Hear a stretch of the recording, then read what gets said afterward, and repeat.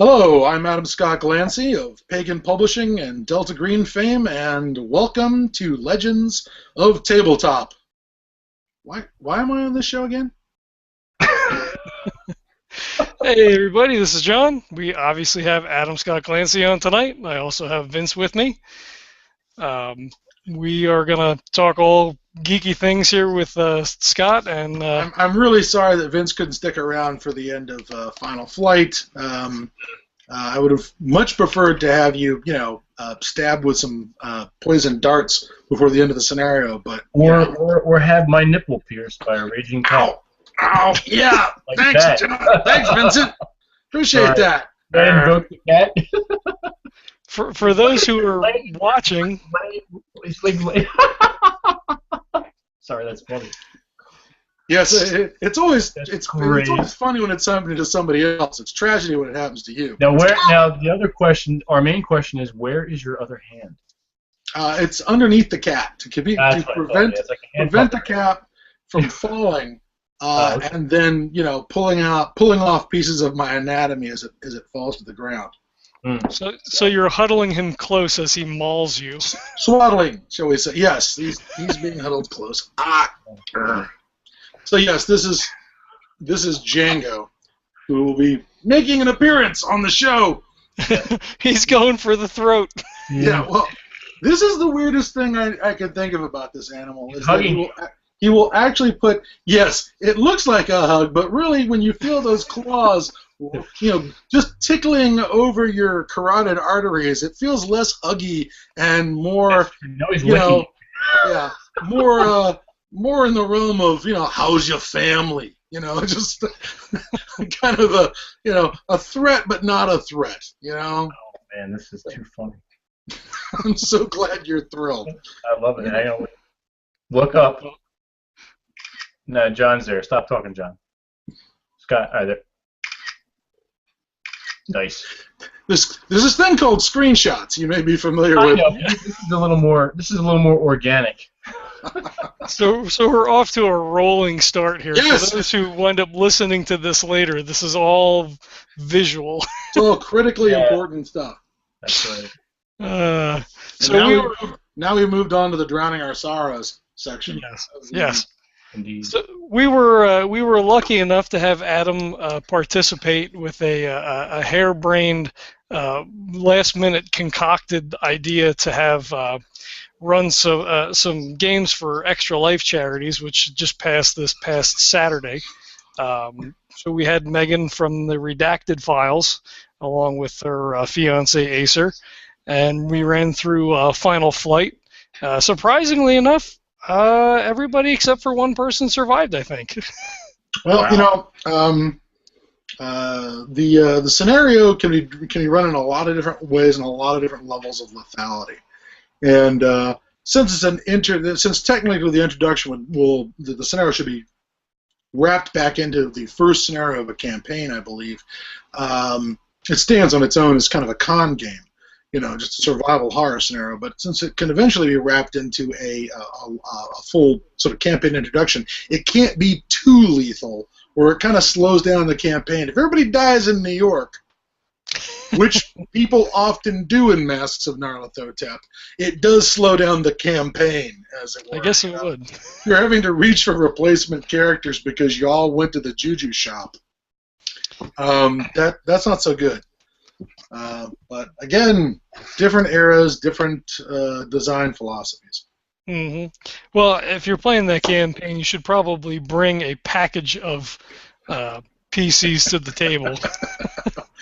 There's a sequence from the Dead Gentleman's film, the Gamers Dorkness Rising, where the guy just has this pile of characters he just keeps slamming down, on the table every time his character dies, and at some point when they cut into the in-game action, it's like, quick, we'll hide behind the pile of dead bards. That's always a possibility in Mask of Nyarlathotep, is that we'll, quick, duck behind the pile of dead player characters. Mm-hmm. I'm sure we'll be safe back there. All right, so we did prepare. I did actually prepare some things. So you are currently the owner, operator, president of Pagan Publishing? I am the last Legionnaire left here at Fort Pagan, so I have been promoted through attrition to the command of the fort. Private Glancy is now commandant of Fort Pagan here on the frontiers of role playing. All right, the Tuaregs and the Bedouins have picked off all of my companions to one extent or another.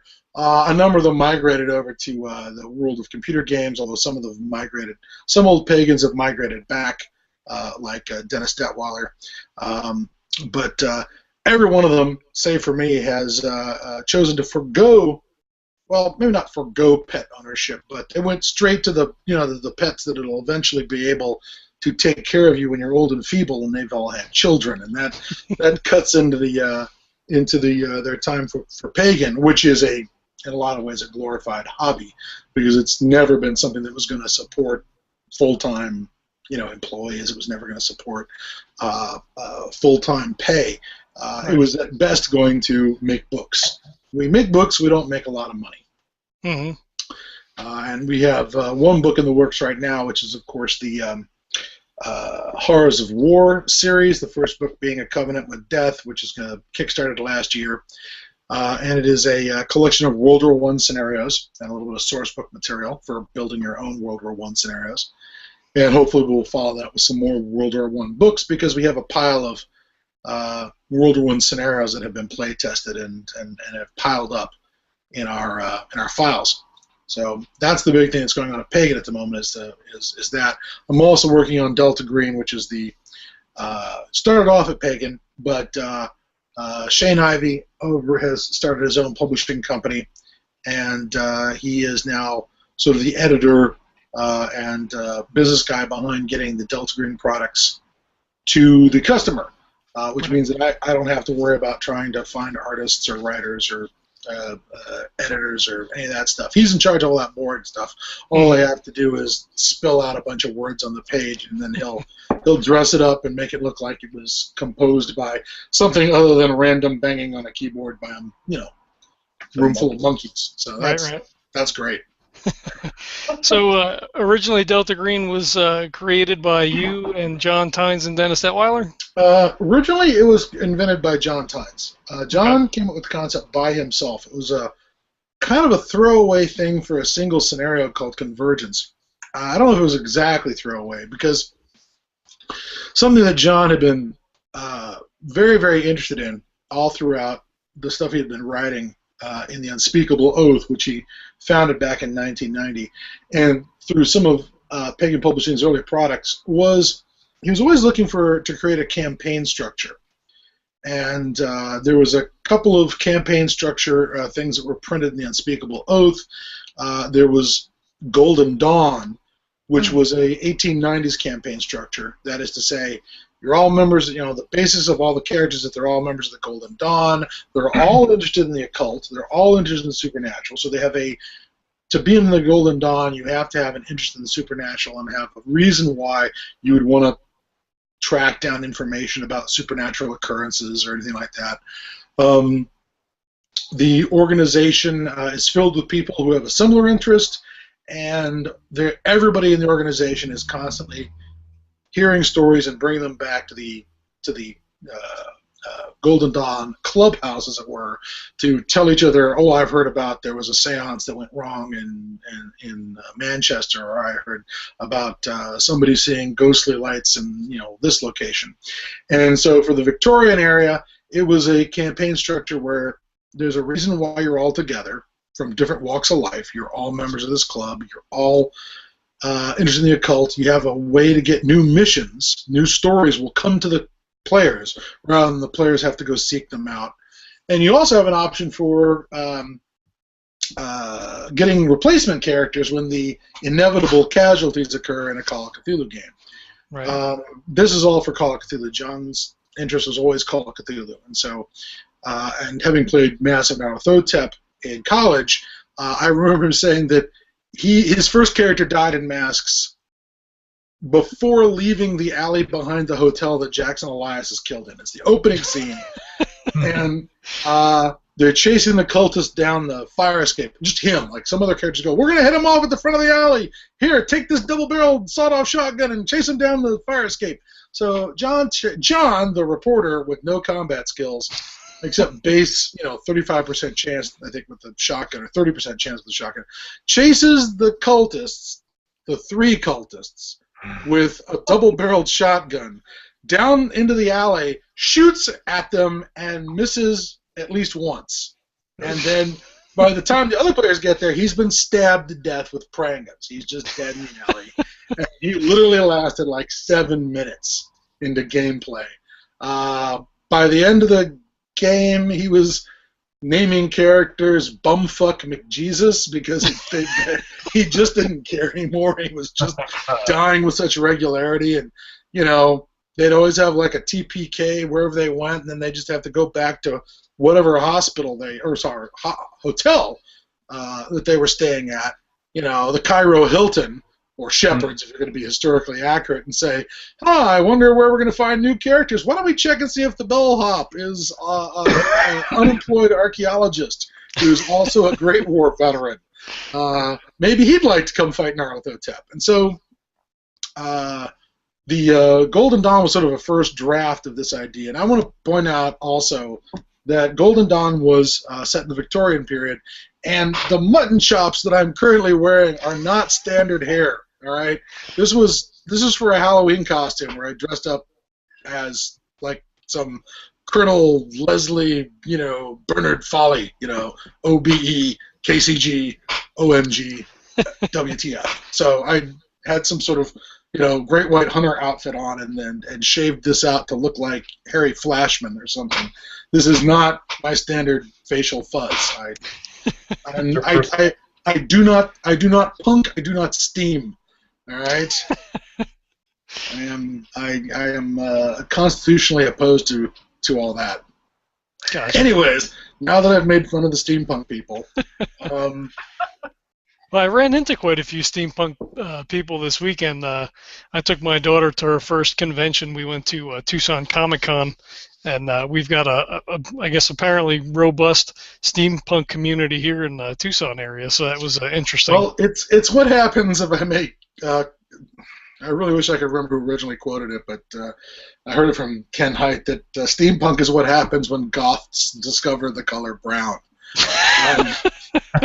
And the other one was a line, something like, everyone, all the lady folk look like Victorian adventuresses who've stopped by to do a bit of welding. And I don't think that is not an unfair description. It's sci-fi. It's Victorian sci-fi. Damn it! It was cool when Frank Chadwick did it in Space 1889, but nobody noticed. And now I'm not sure why it's punk. I mean, I don't get the punk aesthetic. Everyone's Victorian upper class. That's like the antithesis of punk.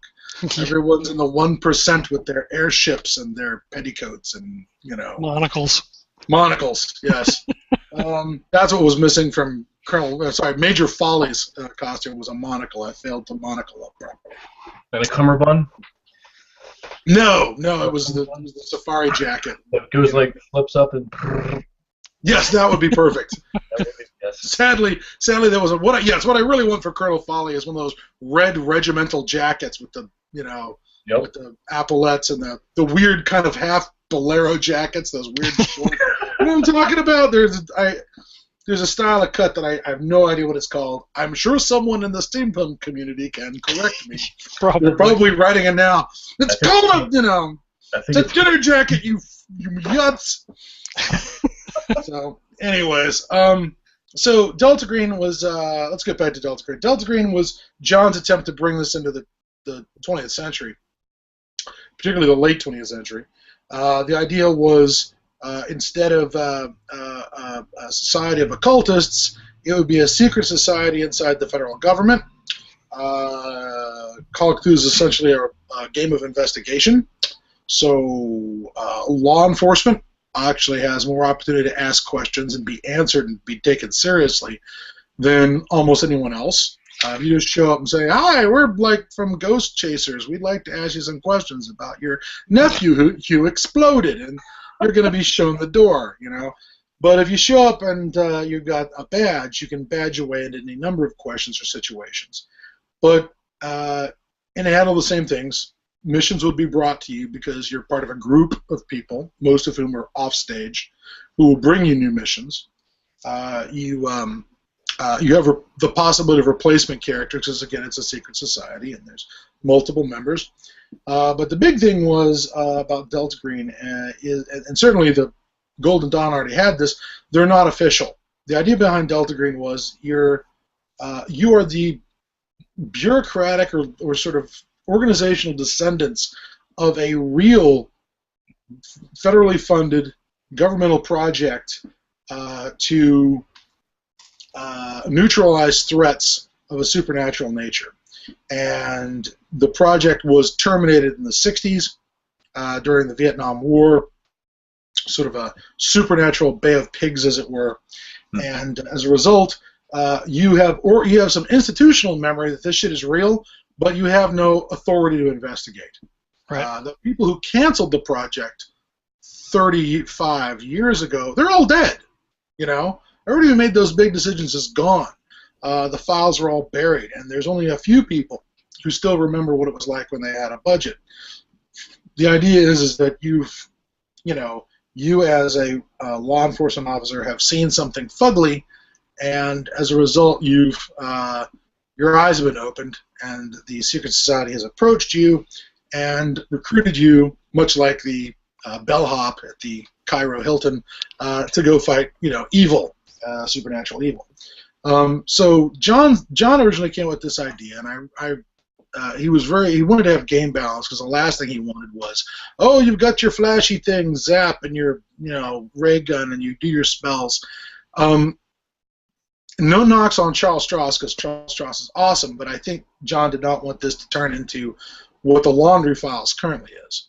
Mm-hmm. Which is a thing where when there's a problem, you just get on the blower to number 10 or to whoever talks to number 10, and then they can fix the problem, that there's procedures, that there's resources and assets. And if you need to push a button that drops a nuclear bomb on Sheffield, well, you can do that, I suppose. He wanted a thing where you're still just as outlaw as you were under regular Call of Cthulhu, but it provided a structure beyond just another secret society of occultists. That was the basic idea behind it. And John, I was submitting some stuff to John at the time, articles for the Unspeakable Oath. Particularly, I sent him an article on working the mythology of the Men in Black into a Call of Cthulhu game. And my plan was not that the Men in Black should ever be the players, but that they should be outside of the players. They should you could be creepy and spooky, or they could be the guy, that creepy patron who maybe has government connections, who wants to put you on something and use you as a sort of Polish mine detector to stomp around and see if the supernatural thing goes off in your face. They're the guys who collect all the evidence when you go, oh my God, there was a monster from outer space and it could change shape at Outpost 31. They're the guys who show up and go, oh, that's great, we'll take care of it, and you never hear from them again. And or somebody who tells you, don't worry, top men are working on it. Yeah. And so that was my idea. It was just as a background thing. But John actually had the idea of, well, maybe, I sent that into him. He's like, we're kind of already working on something. Check out the next issue 7 of The Oath that's about to come out. And it came out, I'm like, crap. Missed the boat on that.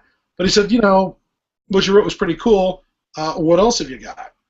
And at the time, I was working on trying to get a job with the government because I was just getting out of law school in a year, and I'd done all this research on various government agencies that employ lawyers, and that's a rather vast number of those.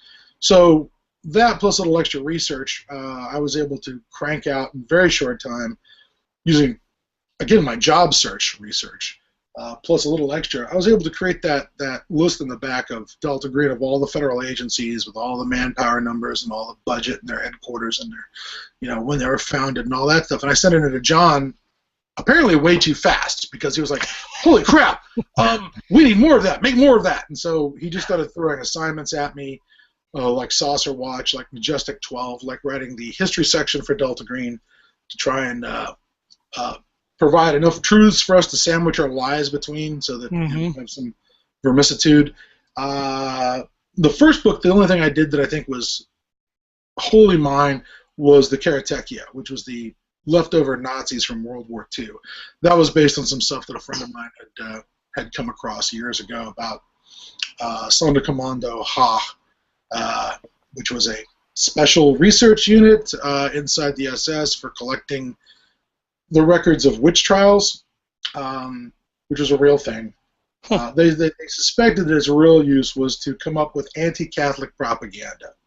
That by collecting all this information about the witch trials in Germany and the torture and the death of Germans at the hands of the Catholic Church, that the Nazi Party could use this as part of a propaganda blitz to eliminate the influence of the Catholic Church. At least Himmler had that fantasy because he was into those New Agey kind of ideas about resurrecting German Odin worship stuff, and he was big on that nonsense. I mean, Hitler was all fine with, screwing over any organization that could have any kind of moral authority. Yeah, any kind of moral authority besides the party. But he indulged Himmler on a lot of this stuff. So the Karateki was sort of whole cloth. That was wholly mine. I did some of the back, and I guess John just said, "Right saucer watch." And I said, "What's it about?" It's about people too close to the truth and they don't know it. I'm like, okay. So I wrote that, but it was his idea. And then the same thing with Delta Green and Majestic 12. He said, he pointed to me at that stuff, but I had already run across the Majestic 12 mythology before then, so I was really proud of myself. I'd already found that. But he got me a lot of good stuff, including a lot of stuff from, I think the guy's name is Cooper. He was one of these old school nonsensical UFO researchers, UFOologists. In the 70s and 80s, he wrote a stunningly ridiculous book called Behold a Pale Horse, where he went through vast sections of the Protocols of the Elders of Zion and attempted to burn that into UFOology, because really they were warning us about, really the Protocols of the Elders of Zion is a disguised alien takeover manual. And then Cooper would then knit in material about big-nosed grays, because he was a crazy fucker who died in a shootout with the cops. He was a one-legged diabetic, which is always a bad sign. If somebody's a one-legged Red diabetic. flags. Yeah. Some guy who clearly does not want to accept reality. He was a one-legged diabetic who got in a gun battle with the cops because they had some exception to his constantly threatening his neighbors with guns. So, he shot a cop in the head and then went down in a hail of gunfire, which is kind of awesome if you're Cooper, because now everything he said is validated because he was murdered by the authorities to cover up the truth. I mean, he couldn't have hoped for a better death than that. I mean, he could have just laid around and let the diabetes eat him alive. He planned it that way. He couldn't have been that sorry when it happened. He really couldn't have. He was a bit, but anyways, he had spilled out nonsense about Majestic 12 for decades, as had John Lear, who I think was related to the Lear jet people, and a few other folks. So I was sort of already on top of the nonsense about the Majestic 12 hoax. But that's how my involvement with Delta Green started, and it did okay for us. We probably sold about 15,000 copies of the original book over the course of its lifetime. It's still on sale now.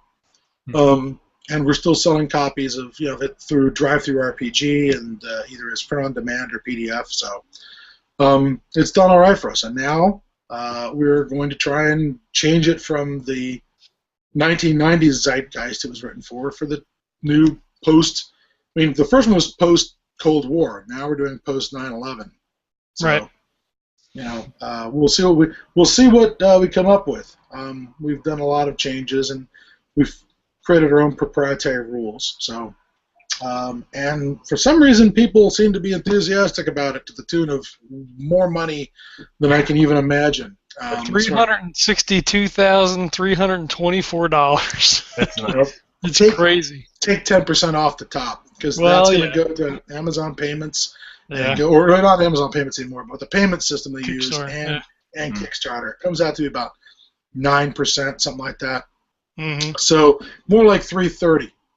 But again, that's still 8 times what we asked for. Sure. Yeah, 2,533 backers for that new Delta Green Kickstarter. And how many stretch goals I was going through? Is it about 26 stretch goals you guys blew through? I'm gonna say too many. On the grounds that Shane, if you're watching this, I couldn't help but notice that you kept adding Kickstarter goals that I have to write, which I can only presume means that Shane Ivey doesn't want me to ever play Fallout 4 until maybe 2018. I think that's when I'm going to finally get to play Fallout 4 is 2018. He must be getting back at you for something you did that you forgot about. Yeah. Well, again. The chances of me forgetting what it was is pretty good. And what exactly are you drinking there? That's causing the memory. At the moment, it is merely a Sam Adams. Oh, okay. But we'll move on to the Jameson when the Sam Adams is out. Gotcha. I just assumed that large glass was Jameson. This is just going to be like drunk history, only without the history. I don't know. We're getting a lot of history out of it. It's not true at all. Yeah. I have a quick question. It's not really related to what you were talking about. Sorry, but over your shoulder, I see. Actually, John, all I see is your face now. That's really weird. What the hell is going on? Should I be talking so you can only Yeah, there you go. Every once in a while, just make a weird sound so we get the video on you. Beep beep. Looks like you're a miniature painter as well. Yeah. There's a giant pile of miniatures back here. There's a case. I think I have the exact same light magnifier. Yeah. Then I'm gonna go ahead and shout out to one of my favorite things. Oh my God, the Smilodon has an opinion. He came up to kill you. So kill, love, Yeah. It's like a shark breaking the water. It just looked like that. Well, it could have been worse. The cat could have just jerked me out of shot. Just, the thing that I'm most in love with at the moment, outside of Delta Green, is pulp, and by that I mean the thing that people keep calling diesel punk and making me want to punch them in the face. It is not diesel punk. It is pulp. It is. What's what? Diesel punk. I've never heard of that. Good. What is that? Well, apparently, because we've now got steampunk and cyberpunk, and now everything's called punk. Apparently, we have we haven't gotten a medieval punk yet, I guess. So they just call that. Right now, you've got cat punk. Yeah. He's punk rock. He's definitely punk rock. I got the scars to show it. But I was going to say that diesel punk is sometimes something applied to retro sci-fi. It's particularly these days when it's rather than the original source material like Edgar Rice Burroughs, which is or The Shadow or Doc Savage or G8 and his Flying Aces or the kind of stuff that Indiana Jones was doing.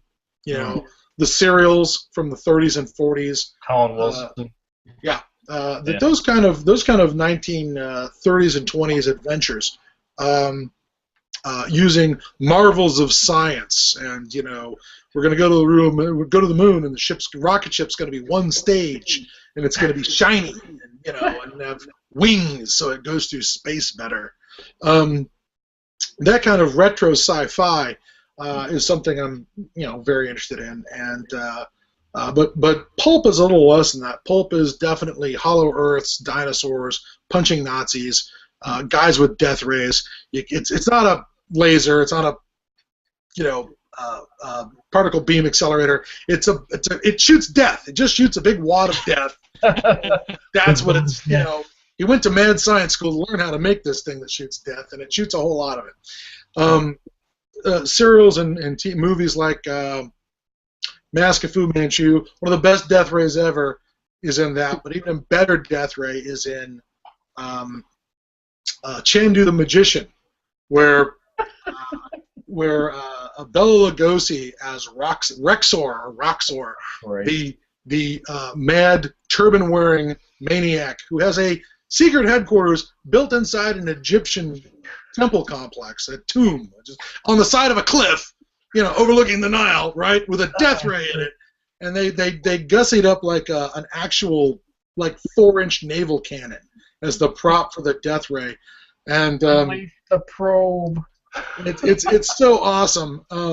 Bella gives one of the greatest megalomaniacal villain speeches of all time, where he's like, the death ray has a lever. It has a big lever you pull, and he's like, this lever will be my scepter as I rule over the world. You know, Roxor, the god whose hand wields death. And I love his plan. His plan with the death ray is not to like go, okay, I got a death ray. Nobody fuck with me. I need everything in Fort Knox by tomorrow. No, his plan with the death ray is to blow up everything until everyone is living in rubble, smoldering rubble, and the only thing left is he and his thugs, right?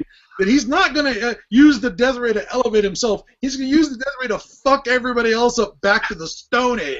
And then he will be the supreme intelligence of the world by having wrecked civilization. I'm like, okay, you know what? His death ray plans, that is a really good death ray plan. That is a really simple death ray. What's the point of having the death ray if you're just going to threaten to use it? I mean, Roxor is about using the death ray, just turning it on, leaving it on. Pulling that lever, that scepter of death. Yeah, and of course, you know, when your ray shoots death, the beam arcs so you can hit any spot on the planet, you know. It's around the corner. It's not like you got some, yeah, exactly. It's not like you got some satellite system you're bouncing the death ray off of. No. That's not how death rays work. Not at all. Was that a Star Blazers reference there? No, it really wasn't, but it could have been. I will claim. An episode of that. So, pulp is one of my favorite things, and all the miniatures I've got other pulp. There's a whole bunch of Call of Cthulhu miniatures. There's some Grenadier ones from the 80s. There's some. Oh, I love those. I have the Investigators. I don't have the Monster kit, but I'm looking to get them. The recasts are available. You know, are they? There are some companies that have the casts from the original Grenadier, and you can get them. Same thing with the Investigators. You can get more, but the ones I actually got were a set I picked up at the Necronomicon 2000, where somebody was just selling their box, and I'm like, I'll take that. Yes. And while I was there, this guy named Bob Murch had his complete collection of, it wasn't Grenadier, I'm trying to remember who made these Call of Cthulhu miniatures. They're still in the business, they still make them.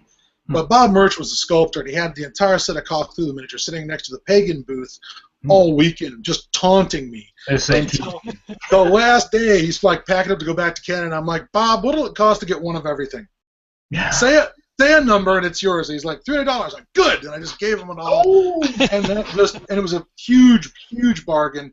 And I then ended up just, you know, that was my first taste. But since then, Bob has gone on to found a website called pulpfigures.com. And Pulp Figures is just all, you know, villains with, you know, evil Nazi villains with wearing masks, hooded minions. Sinister Dr. Coup. The Sinister Dr. Coup. Sadly, right now, there's a couple of sets that are offline because they're being resculpted. Like all of his Chinese stuff he had all these great Chinese villains and Tongs and Hatchet Warriors, and you know, they're all offline while he resculpts them. The same thing with a bunch of the American pieces. There was a whole bunch of American gunboat, Yangtze gunboat Navy crew with their whites looking very much like Steve McQueen, and the guys who were in the Sand Pebbles. You ever seen the Sand Pebbles? No. It's a really good 60s film about it's probably the best film ever made about China during the warlord period. And one of the things that's going on is there's an American gunboat that is tooling around in Chinese waters because, well, they can't stop us because China is completely screwed at that time. And the changes that are going on in China is the Kuomintang are starting to come back as a real government and being very, very anti-foreigner.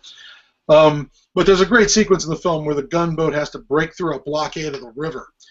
And it's one of these things where, no, there's no fucking miniatures. There's just a giant gunboat they built for the movie crashing through this barricade made out of junks that have been lashed together across the river, gunning down guys in the river, with Lewis guns and bayonet fighting on the deck of the ships, and it's this great sequence where nope, there's no miniatures, there's just a river in Taiwan they filmed this thing on. Live action. That's cool.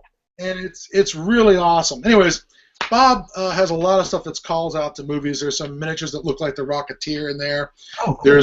There's Imperial German Zeppelin Truppen, which are these look like these guys from the Michael York movie Zeppelin. There's there's like Kaiser era colonial Germans. There's Japanese. Justice. There's stand-ins for the Shadow, Doc Savage, mad scientists of any number of stripes, killer robots, but it's all from the pulp era. And it's all from those serials. And Bob does beautiful work, and I do not own everything yet. I shit my pants when he took some stuff off, out of the catalog. Like, no, Bob. He's like, I was like, nah, I'll get it. I'll set some aside for you. Don't worry. He just is a better sculptor, 8 years later, and wants to redo some of his sculpts. And his stuff is really beautiful. He started a while back starting to replace sets by resculpting them. There's sort of the King Kong, movie director set where there's the insane director, get closer to the dinosaurs, I need perspective. And there's also a pile of dinosaur miniatures back there. I was hoping I would get to use them to play a little Hollow Earth Expedition, but Hollow Earth Expedition is a great game. I love it to death. But I've found that when it comes to role-playing games, which are sandboxes, when there's not actually a scenario you're going through, you just give the players a sandbox, and then you have to improv whatever trouble you're to get them into. That improv thing means it's just impossible to have the right miniature at the right time for the right thing. If you were to make a con game where you knew what the plot was and you knew what was going to happen, you could use your miniatures quite effectively. But anyways. Well, it's funny that you bring that up, because I was going to ask you, since you did like pulp, if you played Hollow Earth Expedition. Yeah. I think it's the best. It's the best game to do pulp gaming ever. And I tried all the others down through the years when Fantasy Games Unlimited came out with Daredevils back in '82 or '83, right after Raiders of the Lost Ark came out. We picked that up, and it was just as impenetrable as every other Fantasy Game Unlimited rule set. It was, just way too much information, way too hard to make combat work. It was just stunningly obtuse for a 12-year-old. I guess I wasn't 12 then. I guess I was 16. But regardless, it was no good. And various other people have tried over the years. I thought Champions Justice Unlimited was pretty decent when they put out theirs, but the best one is still, and that's one of the reasons I got attracted to Call of Cthulhu, was it was set in that time period. It was set in the period between the wars, and that is one of my favorite periods of time for action, adventure, gaming stuff, fiction. I think it's a really interesting time period. You're just at the cusp of the world getting really small. Mm-hmm. World got a lot smaller after World War I. It gets so much smaller with the aircraft after World War II. There's still a few places that haven't been filled in by the end of '45, but they're mostly places like, no one's actually walked on Everest, but we've flown over it, that sort of thing. Mm-hmm. And certainly the oceans, another blank spot on the map. But the 1920s and 1930s, where you've got all the technology and all the things we recognize as civilization, like telephones and cars and airplanes and boats and all that kind of stuff. Sure. We have this world that's recognizable on some levels, but it's also sort of unrecognizable. And it's a world where, yes, you may be kidnapped by Malaysian pirates, but in the 1920s, they'll be threatening you probably with, some, maybe a Martini Henry rifle or a Mauser instead of an AK-47, and they'll be dressed in traditional Malay clothing as opposed to wearing a T-shirt and flip-flops with the logo like Disco Fever written on it in shiny letters, you know. I gotta admit, the T-shirt that says Disco Fever takes all the romance out of being attacked by melee pirates. Yes. Okay? Mm-hmm. I'm just saying I'm gonna go ahead and say it, make him off sound like an Orientalist or some sort of but something like that. But I prefer my world before American consumer products got everywhere. Tentacle. Yes, another furry tentacle, pulling my earphones off. Well, since we're talking about gaming, then we'll just segue right into this. At what age did you start to get into gaming? Was it that early, like around 16, or? I was in the 5th grade. I just graduated the 5th grade. My parents, there'd been like this thing in my neighborhood where every parent ran off in the neighborhood to get their kids' IQ tested. Because somebody did it once, and then everybody had to keep up with the Joneses, because my little Billy has a 135, and my little Timmy has a whatever. So my parents ran out and had the same thing done to me, and on that basis, I got into some sort of advanced program in the 5th grade, gifted program in the 5th grade. And I'm not remembering the woman who was my teacher back then, but during the summer, she contacted a few of the students who'd been there in that class and said, I just discovered something that you might be interested in. I don't quite know. So she arranged to come over to my house out on the back porch of my parents' house with 3 other students from, I think it was 3 other students, 2 other students from the gifted class. And we sat down and we played Dungeons and Dragons right out of the box. That was waiting for Nice. And that was my first introduction, was in the 5th grade. 6th, 7th, and 8th grades, I had a copy of the Monster Manual in my book bag every day, which probably explains my grade point average. I tell you, that's an odd story. I don't think I've ever heard anybody say they were introduced to role-playing games by a teacher. Yeah, from the gifted program, and little did she know that the result would be this wasted life. But is it? Regardless, that's how I got started with D&D, and after that was obviously Gamma World, where we suddenly had the opportunity to shoot things rather than hit things with a sword. Mm-hmm. And I think very quickly after that, there might have been a slight segue into the fake role-playing game Boot Hill, which was kind of sort of insulting, because it's a role-playing game. No, it's not. It's clearly a tactical miniatures game, you bastards. It was absolutely just like a war game that they tried to strap some role-playing elements onto. But I think I can't remember if there was a segue into Top Secret. Oh shit! I totally forgot about that. Yeah, by Rasmussen. Yeah. That had some very strong pulp elements in it, to say the least. But then I think the next big stop was Traveler. And once I got into Mark Miller's Traveler from GDW, and I still have all the damn books over in the bookshelf over here, all with the covers falling off from 1982. All the little black books from the original box set. Once I got into Traveler, I think that was the one that dominated high school. Cthulhu came relatively late. Cthulhu turned up. Well, I mean, granted, I played all through the 70s playing D&D and Traveler, but the 80s rolled around, and I don't think I got my first bite of Call of Cthulhu until maybe 83 or 84, because one of my Traveler players was getting revenge on me for putting vampires in Traveler. I had read Stephen King's Salem's Lot,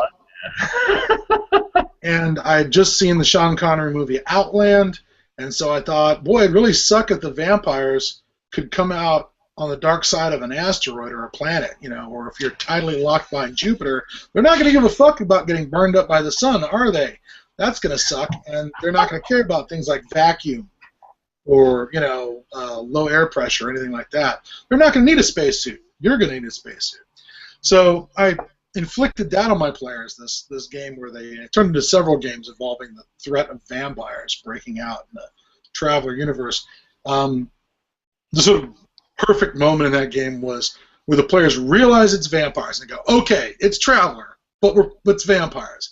Well, what do we do with vampires? Okay, somebody pull up Bram Stoker's Dracula on the library tapes, and okay.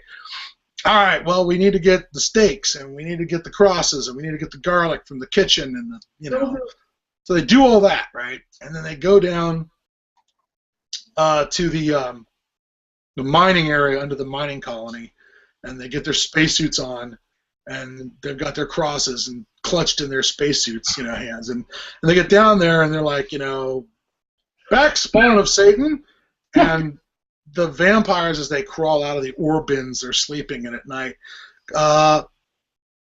point their shotguns at the players and start shooting. And one of the players is like, vampires can't use shotguns, and I'm like, why not? Why would you say that? Why would you possibly say that? Did their thumbs fall off? Did they not have trigger fingers? What is the problem there? And they were so angry. I mean, I think that guy rage quit the game. The vampires shot him in his spacesuit, and he's explosively decompressed. He was so angry about that.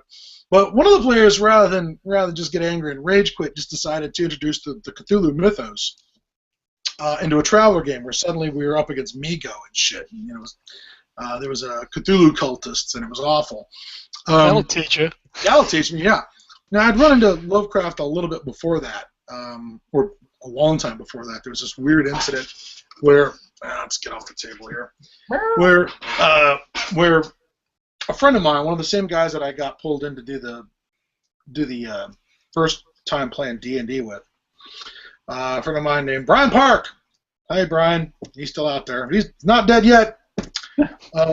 Brian showed me a copy of one of the old Arkham House collections of Lovecraft that his dad had in the library, and he just opened. He's like, "You got to see this," and he goes and like we're looking at his dad's Playboys. It had that kind of curatorial feel to it. Where he opens it up to. Well, he did. He went right for the money shot. He went and just opened it up right to the passage in Dunwich Harbor where Wilbur Whatley has been mauled by the guard dog and is dissolving on the floor of the Miskatonic University Library. And opens it up, and there's that description of his horrible body melting down and the tentacles that are waving on his belly, and as he slowly bleeds out the last of whatever puke-like materials sufficed for blood in him. And I remember reading it and just being kind of appalled, because it wasn't. It was pre-D&D, so it was like no monster I'd heard of before. I mean, I had my basic monsters. I had the Wolfman and Dracula, and I had the creature from the Black Lagoon. He's got a mind flayer on his stomach. Yeah, but I hadn't gotten to D&D yet, so I hadn't encountered the Rust Monster and other abominations. So the description of Wilbur Whatley was completely outside my experience of what a monster was. I mean, I had Godzilla, and I had all the various kaiju that were around at that time. But this was something really different, and I remember, seeing in Starlog magazine back in the 70s some stop-motion models that had been built for a Cry of Cthulhu movie that never got made, and the stop-motion models were also appalling. They were not anthropomorphic, and they were not bilaterally symmetrical, and awful in a number of ways. And they got my attention even back then. But after my friend inflicted the Cthulhu cultists on me, I went and picked up probably the Games Workshop 4th edition book of Call of Cthulhu. It was a hardback, had all those great color plates in it, and that was probably my first exposure to Call of Cthulhu. It was right about then. And I've gotten very lazy since then. I think the only game system, the only new game system I've learned since then is probably Hollowworth Expedition. Mm-hmm. There's all kinds of ones where I've just kind of GURPS, whatever. I'll just use Call of Cthulhu rules. I'll just use the basic role-playing rules for that. I really don't think I've I mean, there's okay. Twilight 2000. That was an intervening game in the 90s, late early 90s. There's a lot of Twilight 2000 in there, but I don't think I learned another game system after Twilight 2000 until Hollow Earth Expedition came along. Yeah. Right. Well, do you have a favorite system? Does D hold a favorite place in your heart, or is it more of a Cthulhu? I think my favorite play system is still going to be right now. It's 6th edition Call of Cthulhu. I'm holding my judgment on 7th until it's out and in our hands. I've there's things I have doubts about, and there's things I'm happy with about what I've seen of 7th edition. But 6th edition was the thing that I could almost do anything with, and there was enough room in it that there was options for homebrew that didn't require a lot of work to homebrew it. But it's still a system that shows some of its age. One of the things that, and I'm sure there are systems that did this as well, but back in the 80s, a lot of the systems, when you would have a section on interpersonal conflict, melee combat, ranged weapon combat, there would be one set of rules. But if you got into a vehicle, there'd be like a completely different rule system that used a completely different set of factors to determine whether or not the vehicle armor worked, or the what component in the vehicle was damaged, how much hit points does the vehicle have. And it was completely different. Did we just lose? No, there he is. It was completely different system, right? Even the vehicle chase rules in Call of Cthulhu 6th edition feel like they're from, they're not the same as the other rules. They feel very different. It's sort of like, I mean, the rules for starship combat and Traveler were completely different from the rules for vehicle combat, which are completely different than the rules for personal combat. I'll say this about Hollow Earth Expedition. I really enjoyed the fact that they statted up all of their 1930s vehicles like Messerschmitts and Stukas and U-boats and characters and T-Rexes all use the same set of stats. So if you want to know how the T-Rex is going to fight the Sherman tank, it's right there. You don't have to go to the vehicle rules combat. You use the exact same set of combat rules, which I was very happy with. Certainly Hollow Earth Expedition has a real soft spot in my heart, but it is more complex, far more complex than the incredible but simple rules of 6th edition Call of Cthulhu, where you can get started in minutes. I mean, it's the AK-47 of rules. It may not do everything great, but it always works. You always make it work, and I think it's not unfair at all to describe it like Dr. Kalishnikov's Equalizer. That's how I feel about those rules. I think that they can be adapted to any system, fantasy, sci-fi. I ran players through some Twilight 2000 in the last few years, some retro. I guess it's retro sci-fi now is what Twilight 2000 is. If you're not going to update it for the teens and you're going to play it as good old-fashioned Cold War Soviet Union didn't go out like a bitch, and actually went down swinging, then it's something, I guess it's retro sci-fi. It's alternate history, if you want to call it that. But I used Call of Cthulhu rules to do it, and it was very easy. It was very simple, and it was kind of awesome because the Call of Cthulhu rules, as written, are super horrible on their lethality. You don't want to get shot. The one that was always missing from Twilight 2000 was mental health rules. I mean, you're there in the apocalypse. There's no rules in the game for there's a thing called coolness under fire, which I always enjoyed as a stat because, it made the world of difference in combat. How little time you'd waste in combat, being nervous, being worried about what's going to happen next. But it wasn't a rule that had anything to do with sanity and mental health and mental stability. And so I always loved the sand rules in Call of Cthulhu. They were perfect for Twilight 2000.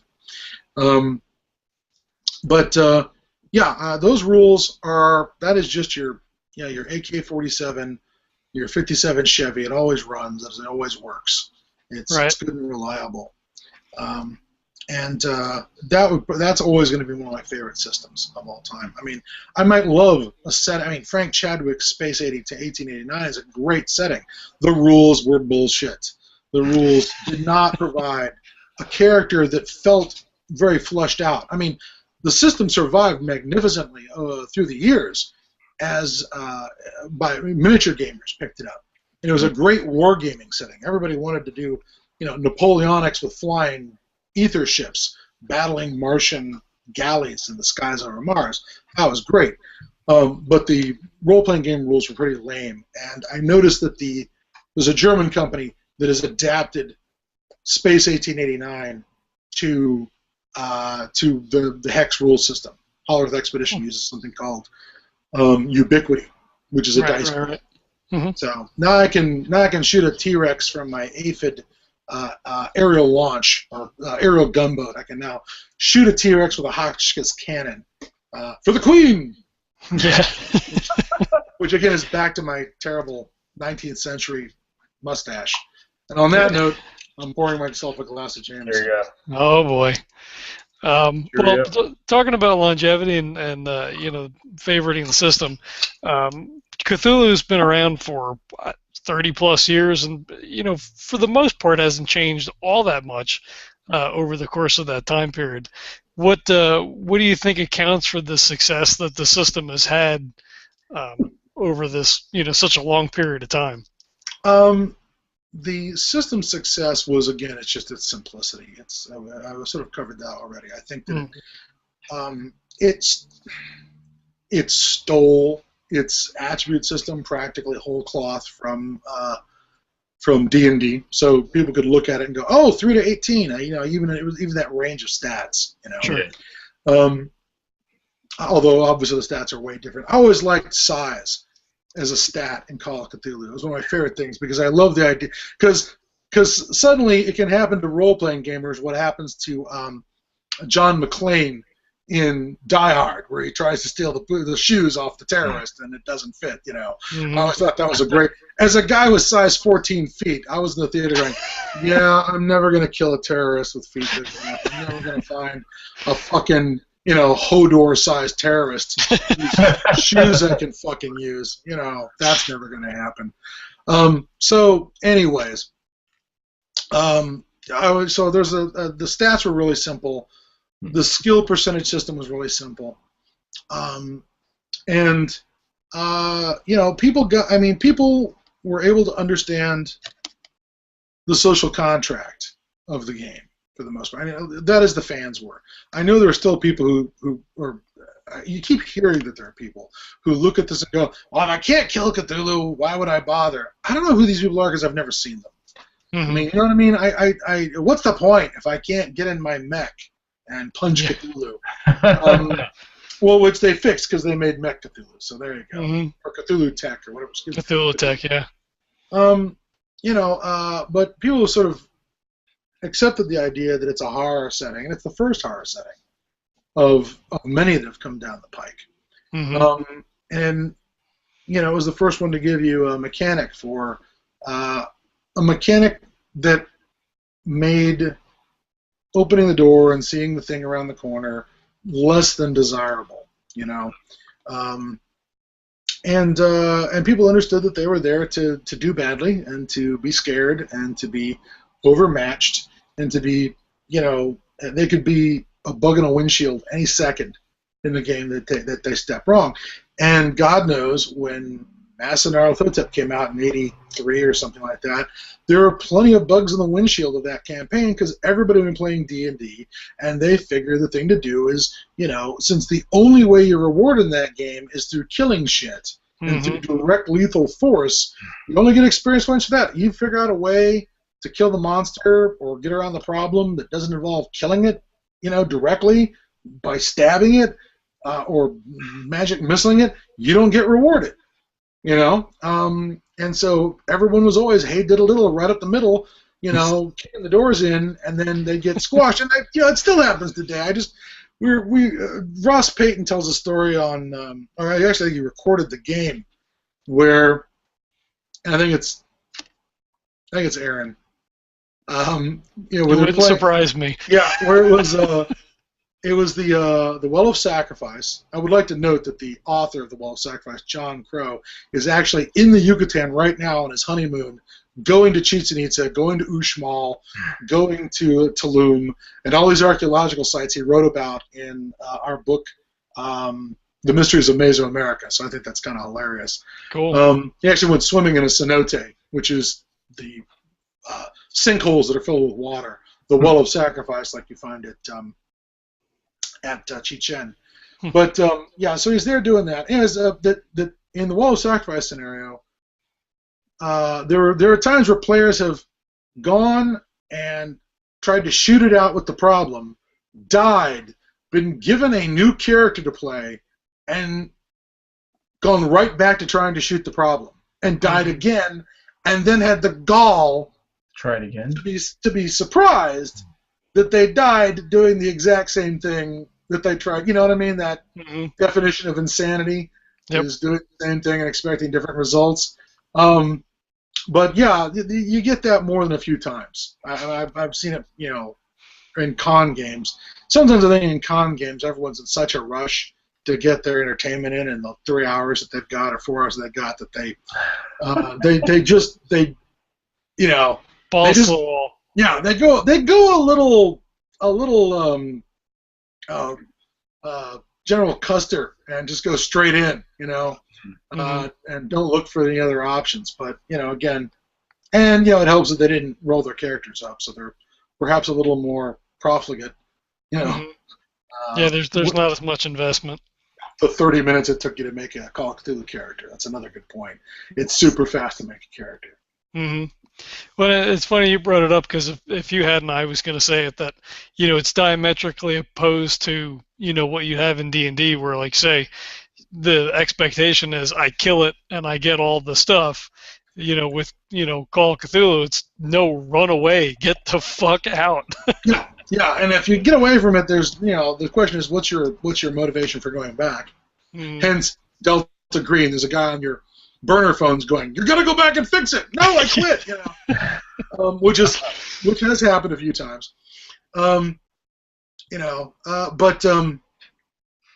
It's not a game. I mean, I've heard Sandy Peterson talk about it, where he says that he actually thought of Call of Cthulhu as the anti-role-playing game because you're supposed to die, you're not supposed to advance, you're not supposed to get better.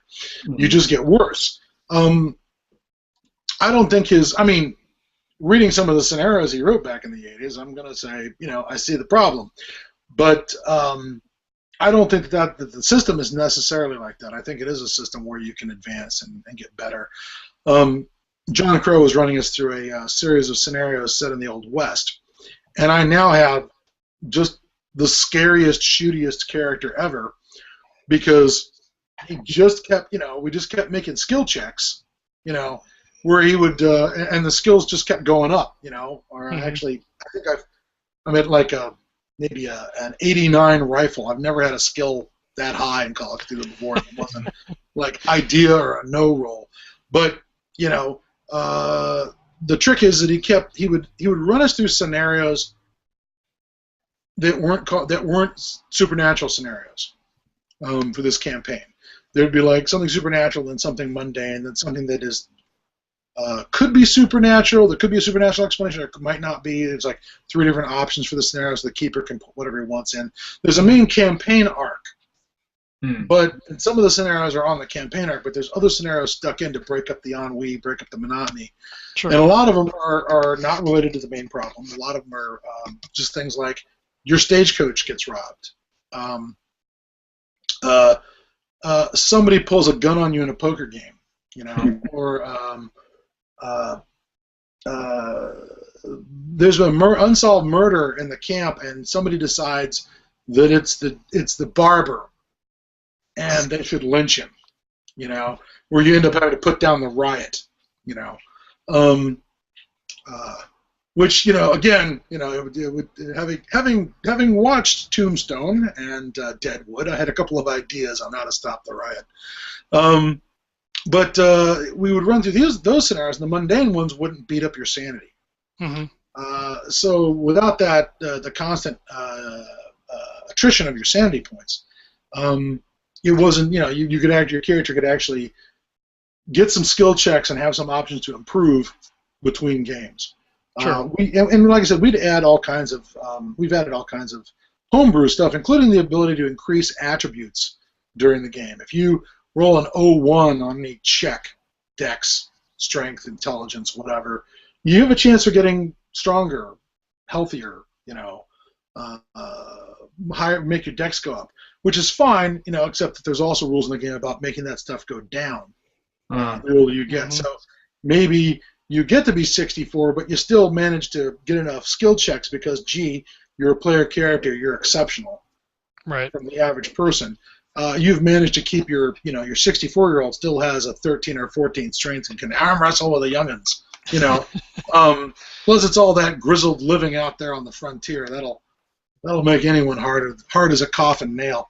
Brian Appleton, who's another old-time paganista, ran us through a campaign set in the 1820s where we were all Arapaho Indians out on the prairie, and that was really awesome because we had some contact with the Western industrialized world, but we were still living as a Stone Age culture out on the plains, horse culture, and we were running into there was sort of an arc of supernatural problems, some of them related to the mythos and some of them related to Indian mythology.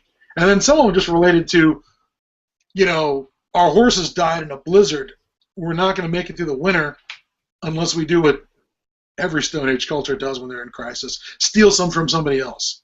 And it's like we're just going to have to go on a raid. That's how you have wars. Is that there's some sort of disaster, and whoops, there goes half the food supply for the winter. I guess we're going to have to take somebody else's shit, or our kids are going to die. That's it.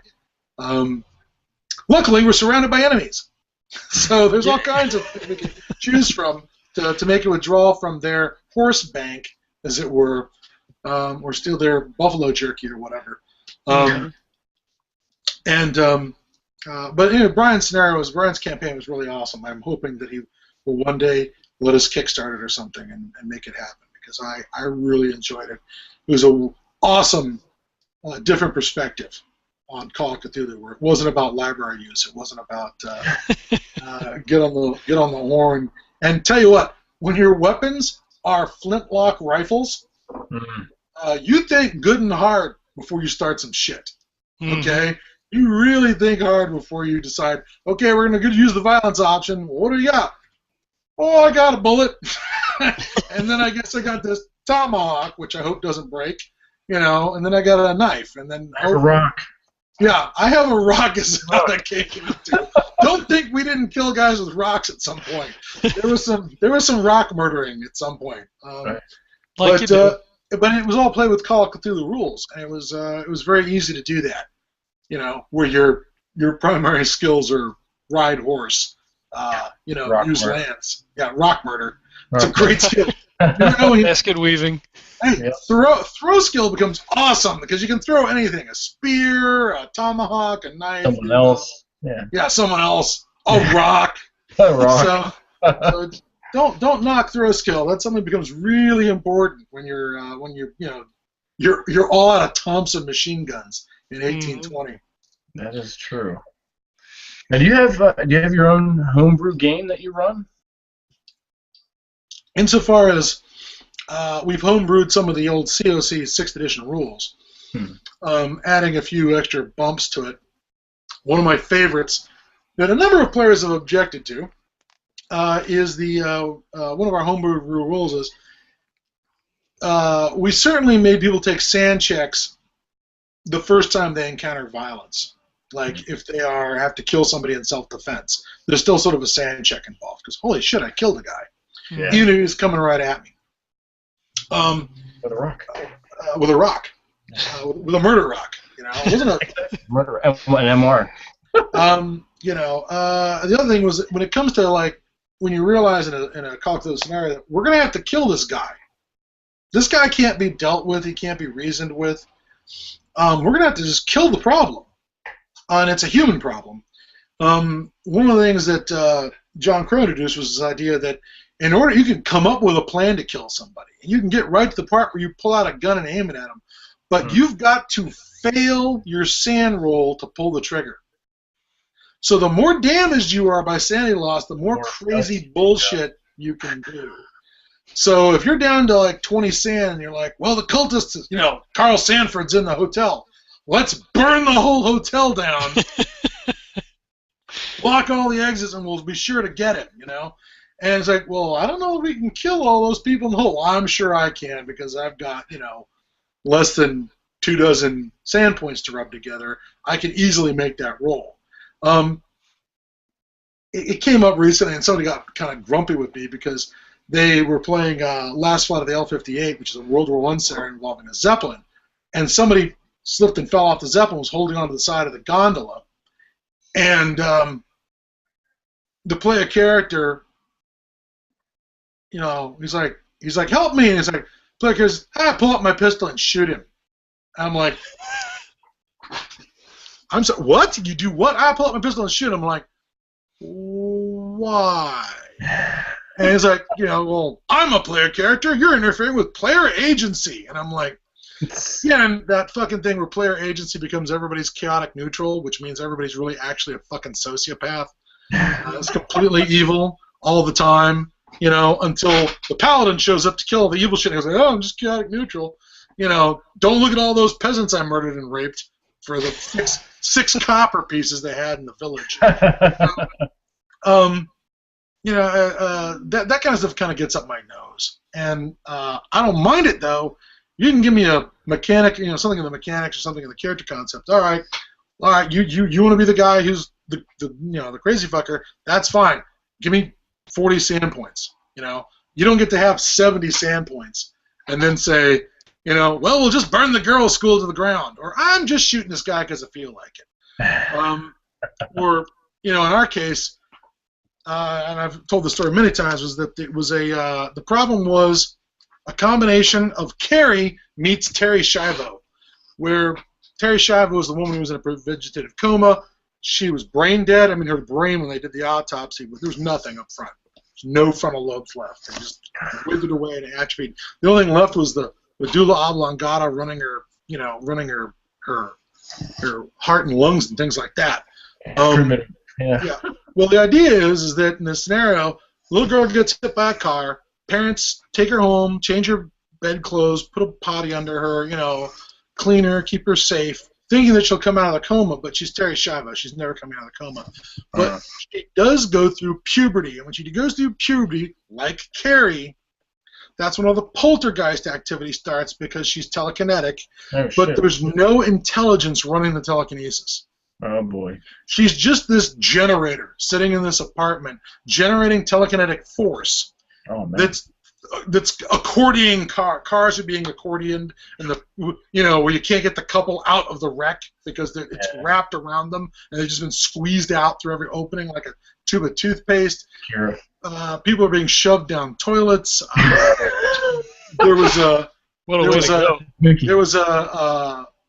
lineman who was slammed into the pavement from 20 feet up a pole at like 12 G's. There's this one moment where we're asking a guy on the street, like we're talking to a guy, we turn our backs on him, and he's gone because she just whipped him into the air, and he comes down like miles away. But he whips into the air, and he just disappears. We hear this crack, as the air fills the hole he left. Sonic boom? Holy crap. Basically. And we're looking around, and then his shoes fall out of the sky. Just like, oh my God, what the fuck? So we think we can, she's trapped in her body, right? She's pissed. We'll get a Ouija board. We'll get some letter blocks. We'll get, some Scrabble letters. Scenario? Yeah, and it's published in... It's a great TV show. What the fuck? It's published in Bumps in the Night. Ah. Which I'll hold up, Bumps in the Night, which is John Crow's collection of non-mythos scenarios. Wow. He really likes non-mythos stuff because it fucks you up, because you've read the goddamn Malleus Monstrorum, you know all the monsters, but and same thing with Coming Full Circle, which is from the 90s. We're going to be releasing that with a new cover on drive-thru very soon. I just have to get the back text sorted out. But, if it's something that's not from the fiction, it can really mess you up because you've come to count on knowing all the clues. Yeah. So it's not a Shoggoth. It's it's a little girl. It's that whole poltergeist thing of psychic phenomenon happening when girls are going through puberty, and that's when all the stuff starts flying around. But there's nobody at home. There's nobody in charge. So we're trying to talk to her with the Scrabble board, and nothing's happening. And then somebody else died, and we're like, fuck it, how long are we gonna fucking talk to the meat log? How many more fucking dead bodies are we just gonna let happen? We're gonna have to do something. Nuke it from orbit. Yeah, and so we're like, okay, we're gonna have to sneak into the house at night, a house full of people because they never leave the girl alone. We're gonna have to do the player character B&E, which always happens in Call of Cthulhu.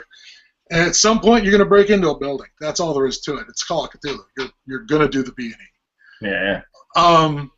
And you're gonna break in, and you're gonna sneak upstairs in the middle of the night, and we're gonna have to smother her with a pillow or something. You need a murder rock. Yeah. Well, we're gonna go with the murder pillow because that way it'll look like she just stopped breathing. I'm thinking all the blood spatter as we beat her slowly to death with the rock might be problematic as far as the crime scene.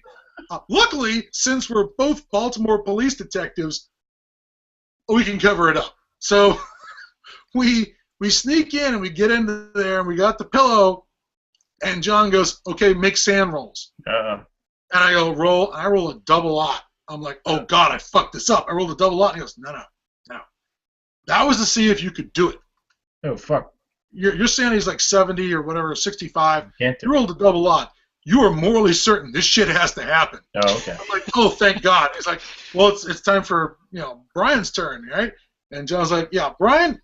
Here's the thing. If you make the sand roll, you can't help him. You'll have to leave the room. But if you critically succeed at rolling 01, you're going to have to stop him. You're going to have to save her. And Brian's like, oh, you're in a house full of people. I mean, the mom and dad are just next door, and there's going to be a fight between player characters in the bedroom of a comatose girl. That's not going to. We're not going to be able to talk our way out of that one. So I'm worried this is going to turn out one roll, and this thing could turn out like the end of Reservoir Dogs, with everybody pointing guns at each other, and so fortunately he just made the roll and had to leave the room, and I had to smother the girl to death, and then still take a roll to take a sand hit for having killed a little girl, because I don't know for moral certainty that there's nobody in there. Right. And it was the only way to be sure. And the scenario's tough. There's no way to stop the problem until her hurt stops. No, wow. If you have her taken away from her parents and locked up in an asylum because you gin up some charges that they are neglecting her and she's better off with the state, and they stick her in a cell in an asylum and load her up with some sort of Thorazine to keep her quiescent or not able to use her psychic powers or whatever, that's fine until the one time somebody misses giving the vegetable its medicine. Because who cares? She's a vegetable, and then they don't. And then the next thing you know, you got people in the sanatorium who've been stuffed down a toilet or shot through the ceiling, shot through the ceiling at Mach 3, and it's more dead bodies. And it was a really tough scenario. And I love that rule. That rule where you have to blow your sand roll to do something murderously crazy was awesome. Like, it should even be looking like, oh, the Shoggoth's going to eat me. I should shoot myself. Well, before it actually starts chewing on you, maybe you're not really 100% into that. You know what I mean? Yeah. You might think I'm going to blow my brains out or set off your dynamite suicide vest and blow up all the cultists, because what the hell? I'm just a piece of paper. I'm not really a person. I can just, I can just roll up a new one. So sure, I'll say I light the dynamite on fire, whatever. Which reminds me of my favorite Sandy Peterson Call of Cthulhu story, because it relates to the character sheet and existential dread. He told this story, and I've been on a couple of panels with him, and I keep prodding him to tell it again. And I don't know why he doesn't like the story as much as I do. I love it. But he had some players they're in a haunted house scenario, and they start to run into these things that are like people. They run into somebody who's like this. It's like a store mannequin, but moving around, and they gun it down, and the insides look like a potato, it's just, white and kind of damp, and they're like, what the fuck is it?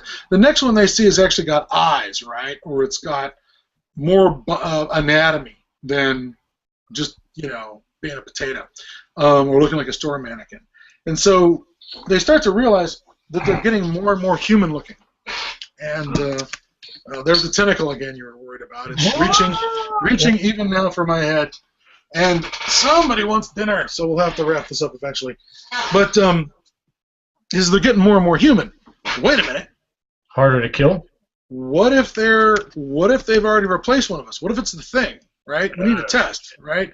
So they start going, well, obviously they're just like, on the outside, there's one they got that was kind of like looked like a rubber dummy, looked like a CPR dummy, but, it was getting more human, but it was still, the insides were nothing.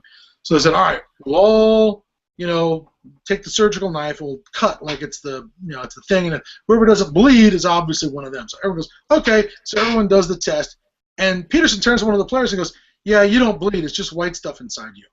Oh, shit. And the guy's like, what? And he's like, yeah, it's just white stuff. He's like, no. I was like, aha, you're a plant. It's like, no, I'm not a plant. I'm not a plant. I'm me. Mr. Potato Head. You're not. You're obviously made out of, you're Spuds McKenzie, and you're not real. And they're like, no, I'm real. And the players tie the guy up, and suddenly it's like poor Donald Moffat, the thing. They've tied him to the couch, and they're like, where's our friend? He's like, I don't. He turns to Peter and says, where's their friend? It's like, you are their friend. What did they? You don't know where their friend is. You are their friend. He's like, I don't know. He's like, well, you're one of the things. It's like, yeah, well, I didn't know I was one of the things. It's like, and he's like, do we believe him? And he's like, Peterson's like, I don't know. And roll psychology. He's like, well, yeah, he doesn't know where your friend is. It's like, all right, we're gonna search the house. The players search the house, and they find the friend tied up in a closet, right? With his clothes are stolen or whatever, and he's tied up in a closet. And they're like, oh, thank God. And then the player's like, oh, God, thank God you found me. Okay, I'm going to go back to playing myself now. I was like, what do you mean go back to playing yourself? You are yourself. It's like, no, I am not myself. I am playing the thing. I'm the creature, Now I'd like to go back to playing me. And it's like, you are you. No, I am not. No. Like Peterson doesn't understand. Like the guy starts going, no, that's not right. That is not who I am. I am not that. Look, and he holds it up. I have a character sheet. I'm a real person. I'm real. I have a character sheet. And I'm thinking that may be the greatest moment of existential horror in Call of Cthulhu, where your proof that you're real is that you have a character sheet. And I'm just like, it says right here. Yeah. Look, it says born in Garland, Texas. I'm clearly a person. It's like, I don't know what to tell you. That guy is over there. He was born in Garland, Texas. I don't know where you come from. And so, yeah, that was kind of the most awesome sort of character sheet moment I can think of right off the bat. That's really good. Yeah. Yeah, that's funny. And again, just absolute existential dread. He's like, I don't think we need SAM points for that scenario. I think we can just look at the pupils on this poor bastard. Wow. Tech hit. Yeah. So that's Cringer right now, right? How's that? It's Cringer. Playing the Battle Cat soon. Yeah, exactly. So anyways, Django is apparently aptly named. See now, because he is uppity. He looks just like that Django. Yeah, he is. That's one reason he gets any kind of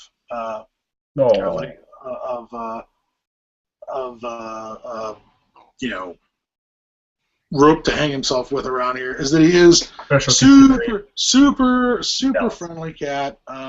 Now he has occasionally mauled people. Yeah, it's not just. Yes. He recently mauled like I said, he recently mauled a very a modestly famous New York monologuist, which we're all very happy about, that Django mauled a celebrity. There you go. Yeah, had it coming. Yeah, he mauled the only person I know who's ever been the subject of a This American Life hit piece. So there you go. But beyond that, he's kept his maulings to just the hoi polloi. Oh, okay. Just the average people. Low-level maulings occasionally, Occasionally. Like I said, the guy came by to inspect our house for the city of Washington. It's a rental, and he bent over to look under the sink, and I'm like, wait a minute, and boing! The cat just leapt up on the guy's back while he's bent over, and I'm like, and then he did the thing he always does where he falls over on his back and rolls around. And I'm like, yeah, let me get that for you. That's not a black mark on our house, is it? He's like, yeah, you're gonna have to get the railings fixed, and then you're gonna have to get the cat fixed. The cat is closed. we had a cat. Our first cat was, well, Django may be friendly. Our first cat, she was wonderful with us. She's a beautiful cat. You know, she'd sit and she'd lay with you, whatever. People would come in the house, and she went into total attack mode. I mean, she tried to claw my friend's eyes out. She was crazy. That's some territorial shit. Yeah, really but she was great with us. I remember it cornered your mom. Yeah, she got her. The mom would come into the house. She was in the foyer, and she's batting at the cat with her purse. She called my dad to come over and shoo the cat away because the cat was just like waiting for her to make a move. She was a bitch. We do not need to be smaller than them. I mean, they're great pets and all, but if we're smaller than them, they're going to be picking us out of the fucking litter box, all right? That's all there is to it. We got these tiny predators that live in our houses, and for some reason it's okay with everybody involved. They're okay, we're okay. You know? I do not get it. Anyways, okay. One other thing I share in common with H.P. Lovecraft, his love of cats, and his despising of the minorities. That's the other thing I have in common. Jesus. Jesus. I'm a little disturbed by every once in a while, and I'm a big Lovecraft fan, Call of Cthulhu and all that, and I'm a little disturbed by every once in a while, someone will turn up on some forum praising H.P. Lovecraft for being a racist douchebag. Like, that's the one thing that they liked about him. I wouldn't have given him the time of day, but he hates Negroes, so it's okay. And I'm like, yeah, that's what I came for. That's what I did. It wasn't the cosmic horror. It wasn't the horrifying sense of perspective of our place in the universe. It wasn't the imagining of a new mythology for the scientific age. No, I came for the part where he thinks black people are gross. That's the one. Well, for that matter, everybody, I guess, right? Yeah. Come for the cosmic horror, stay for the racism. It's a win-win for everybody. But I'm worried because I have this terrible fear that that there's going to be some sort of horrifying rescue attempt of H.P. Lovecraft by perhaps some of the boys from the Rabid Puppies movement who gave world science fiction such a hard time. I mean, I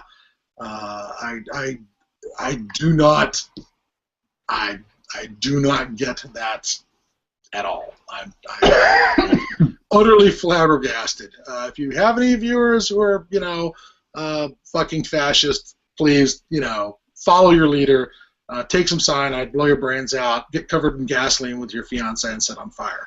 So there you go. And again, in other words, fuck off. Yeah, fuck off. I was just thinking as I said that now, again, reminding me of Eddie Izzard saying that worst honeymoon ever has to be Eva Braun and Adolf Hitler. I mean, we're married. How'd that go down, right? My Nietzschean, where we'd go for our honeymoon. Well, I thought we'd kill ourselves and then be in this ditch over here on fire covered in gasoline. How does that sound, honey? Oh, it's what I've always dreamed of for my honeymoon. Well, so romantic. Yeah, exactly. Say what you like about the Fuhrer. He makes a nice fire. All right. Well, we don't want to keep Django from getting his food, so we'll skip a whole bunch of things here. No. Don't skip. Let's go fast. Come on. Okay. All right. So, do you have a favorite scenario? No woman ever. Yeah. Actually, in my case, several have. Just let's get it over with. Come on, let's skip to the end. Skip to the end. Right? Do you have a favorite Call of Cthulhu scenario? That's a tough one. We went through this thing where Oscar Rios wanted to pull out, top 10 scenarios for Call of Cthulhu. There's a lot of them that I'm very happy with over the years.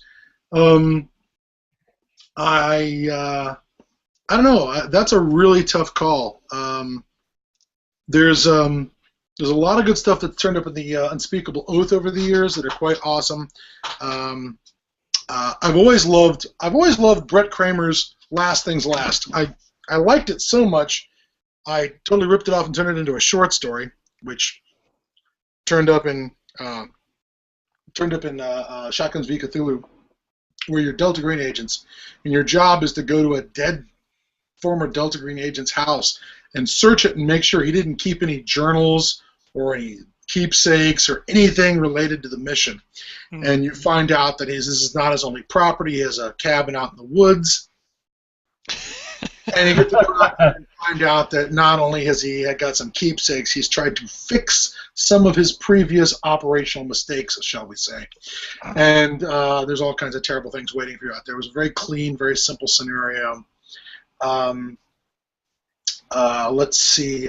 Night Floors for Dennis Detweiler wrote that for Countdown. It's a great King in Yellow Carcosa scenario set in an apartment building in New York, and it's quite marvelous where you just, you keep going upstairs in the apartment building, looking for the missing person until you realize that you've gone up more floors than the building had from the outside, and congratulations, now you're in Carcosa.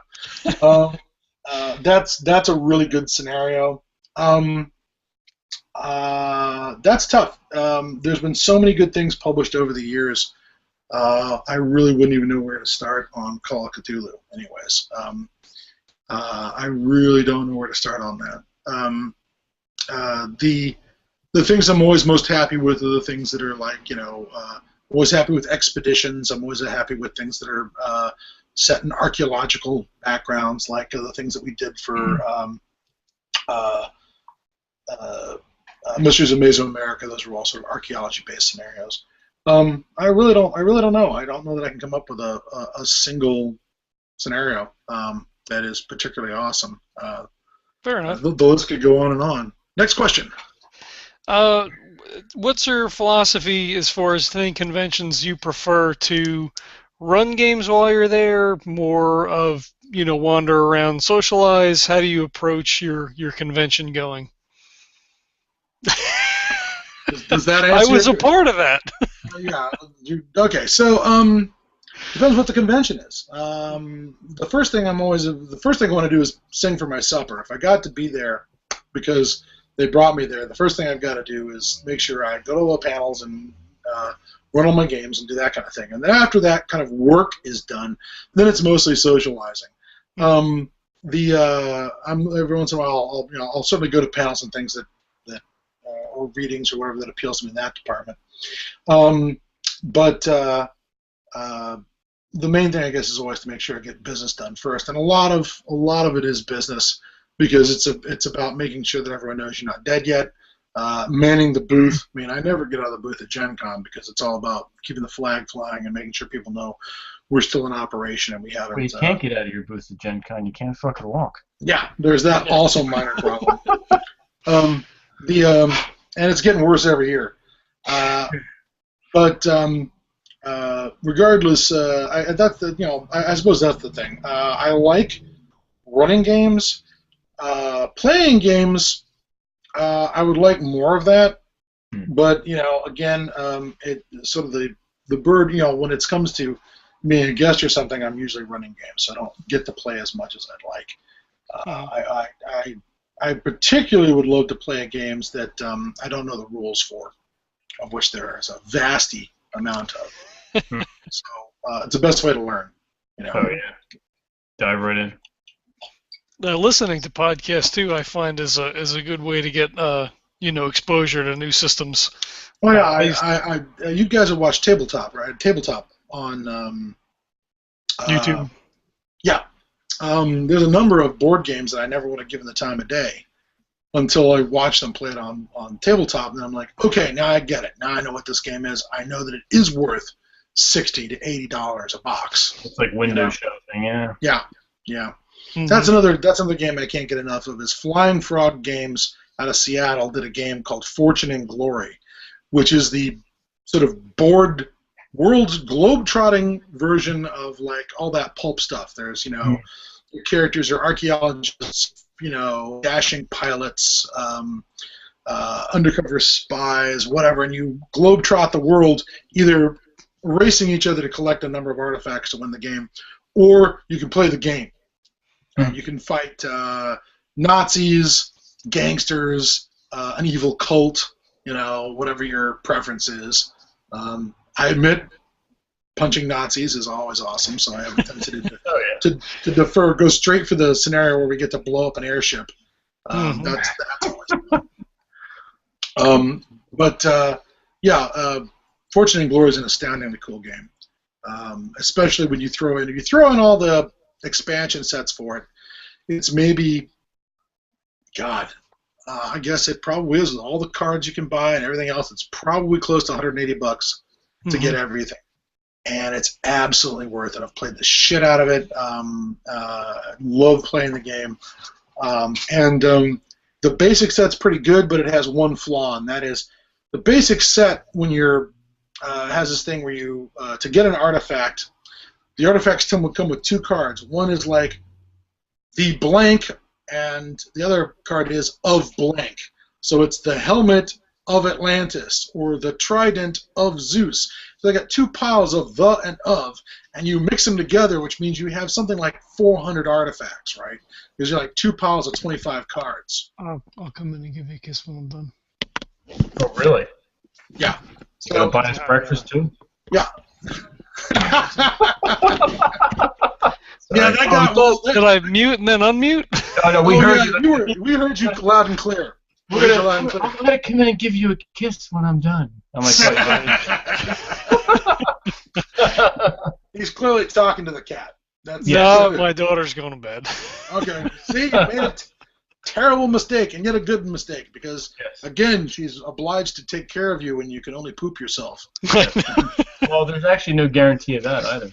That's true. I don't know. How good a parent are you? You sure she'll make it to adulthood? I think so. Yeah. Don't leave her outside in winter. All right, just always bring them inside. I'm in Arizona. It's okay. It doesn't get that. Oh, that's fine. There's no fear of that. Worst case scenario. Yeah, or flash flood. That's the worst thing that could happen. Anyways, so because so you got these two decks of cards, and one of the things that happens is on one card is what the artifact is worth, and the other card is how dangerous it is to get. And they're both numerical values. And the danger section is how many danger cards you have to pull from the bottom of the danger deck. The danger deck is two-sided.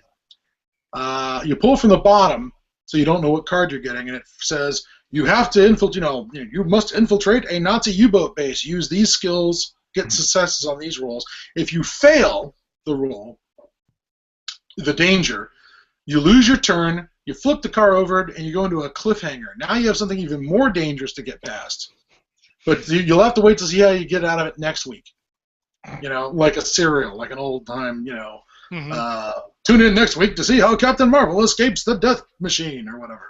So the original deck of dangers was way too small. You saw the same dangers way too often. But a couple years later, with two boxed edition expansions with a new enemy, a bunch of new player characters you can play, and then like two other card expansions, the danger deck is gigantic now, and it's just super awesome. So if you're all into the game for, like I said, nearly $200, it's just a absolutely awesome sort of adventure storytelling game. It's a board game that tells a story. It doesn't just. It's not just. I don't want to say Monopoly, but it's more of a storytelling game than, say, Talisman or some of the classic board games that involve some elements of role play, because you acquire items that make it easier for you to get to the missions, things like that. So yeah, I'm not sure how we got on to Fortune and Glory. Let's move on. I think that's just about everything. Vince, do you have anything else? No, that was very comprehensive. I like it. All right. Well, then we're prepping for the win. That's it. Excellent. We do have a final thing that we like to go through, and John can explain that. Yep. So it's the end. Just emptied the Jameson, so it's perfect timing. Perfect time. Good timing. So at the end here, we have a thing we call the Final Five. We have 5 geeky related questions here. Get in some with a simple yes or no, or if you have, if you want to expound on your answer, we can do that too. If we've learned anything the last 2 hours is that I can't give a simple answer. That's clearly that's outside my. You'll notice the goddamn scenario took 6.5 hours. I heard about that. Oh, what the fuck? Yeah. Awesome. There was way too much bullshitting. I should have kept that. It was just that's part of that's part of the fun. All right. So that is part of the fun. The final 5, counting down. Okay, here we go. So number 1, Star Trek or Star Wars? Star Trek. Because I was born September the 8th, 1966, the day that Star Trek premiered on NBC. Mm-hmm. September the 8th, 1966. I am exactly as old as motherfucking Star Trek. Fair enough. Well, since you are a Star Trek fan, I'm going to put this in the chat for you to take a look if you don't know this. You probably already know this, but it's kind of an interesting thing. Oh yeah, yes. I read that. There was a lot of dust in my office when I read that. Oh, okay. Yeah, I was fucking oatmeal. I feel you, brother. Nope.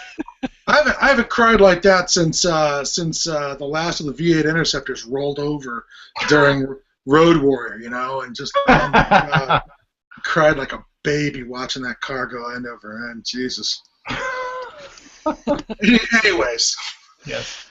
All right. Number 2. So Star Trek. Yep. All right. I think the other one we already know the answer to, but tabletop or video games? For the most part, it's tabletop. But do you have a favorite? There are video games that I'm deeply in love with. Fallout. Absolutely. You read that, right? I've had to go on a Fallout, swear off a Fallout until I get all this other stuff done for Delta Green and Horrors of War.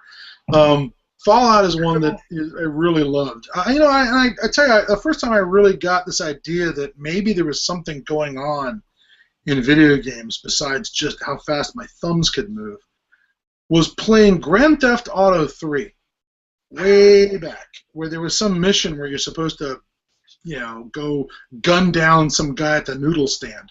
Well, every time I did the mission, he had bodyguards who'd slow me down. He'd run and get in a car and drive away and say, mission failed. So suddenly I realized, well, wait a minute.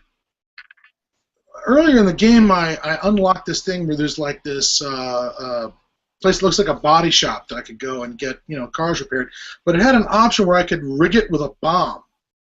So I went to the mission. I looked around. There's the guy in the noodle shop. I'm outside the whatever trigger area, lets him know that I'm looking at him.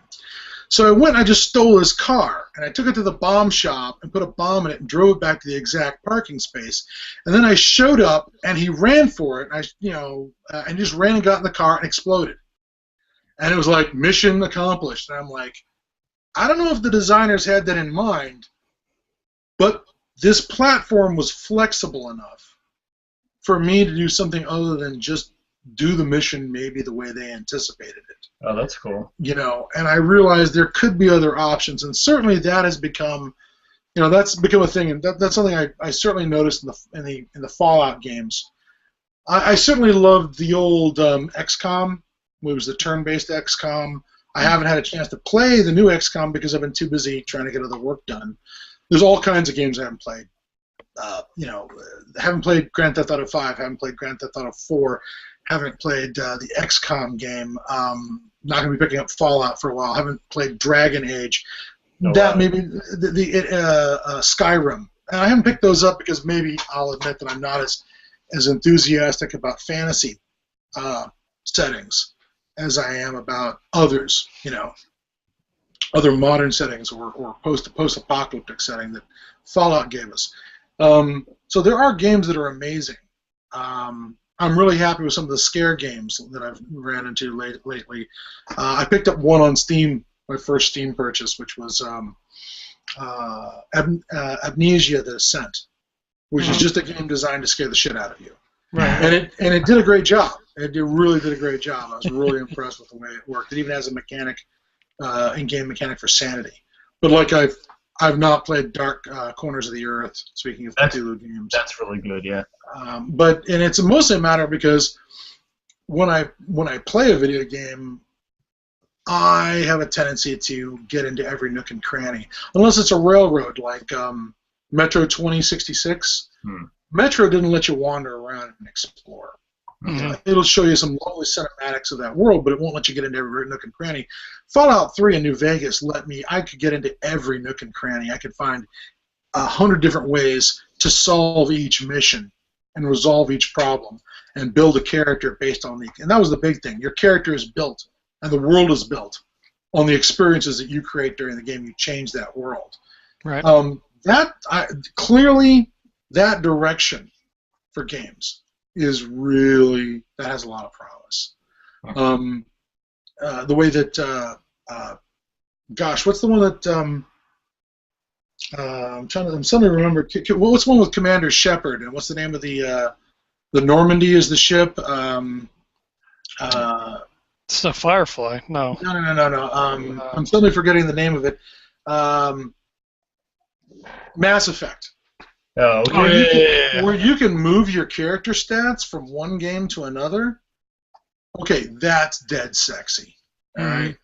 The idea that this franchise you can keep moving your character stats from one game to another, that's dead sexy. And of course, it's all choice games. I understand there was a Walking Dead game that was all about making hard ethical choices, and I thought that was awesome. So it's tough for me to play video games. I have a tendency to, if it's really good, I want to get into every nook and cranny. If it's not good, I lose interest almost immediately. Sure. And it's that world building it's the immersive world building that always hooks me, and it's why I put up with the bugs in Fallout, is because despite perhaps not the awesome beautiful animations and things like that, didn't matter, because it was just this awesomely detailed world where it was clear that the designers had spent time designing every nook and cranny. I mean, you'd come into an empty bunker and find skeletons laying around, and you quickly discovered that every skeleton had been placed in a way to tell a story, that you could understand what had happened in this abandoned place based on where everything was. That there was a story in every, well, maybe not every, but they clearly had the idea that we're going to tell a silent story that you're going to read from the evidence in front of your eyes. We're not going to tell you what it is. We're going to show you. And that was beautiful. That was really beautiful. So yeah, it's always going to be, right now, still tabletop over computer gaming, mostly because, let's be honest, cooperative games online with other people is just a fucking open sewer. Yeah, all right? For sure. If I wanted to have people curse incoherently at me and call me a fag, I'd ride public transport.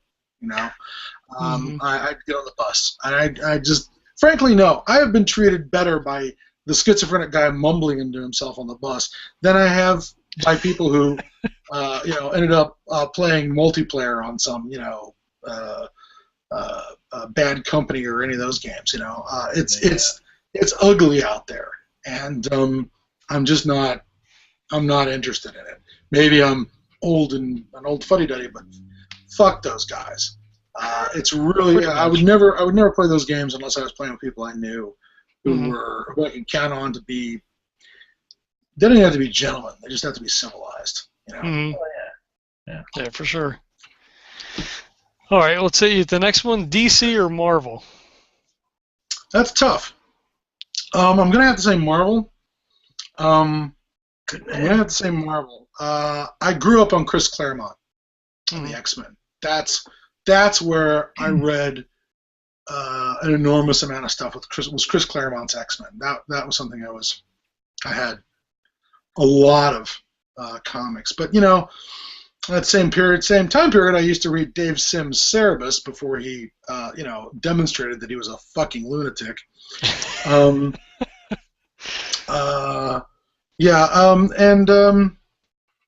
gonna have to be Marvel. There's a lot of independent titles that I like, and if you looked on my shelves, you'd see stuff like Timothy Well, you'd see things like certainly The Walking Dead is something I still take. I'm still picking up Alan Moore's Providence. I'm still picking up. I think there's only two I'm picking up at the moment. But I was a kid who loved things like Howard Scheichen's American Flag. Um, Tim Truman's Scout was big. Tim Truman also did. Can't remember what the detective from the Transdimensional City was called. It was the character's name was Gaunt, John Gaunt, and I do not remember.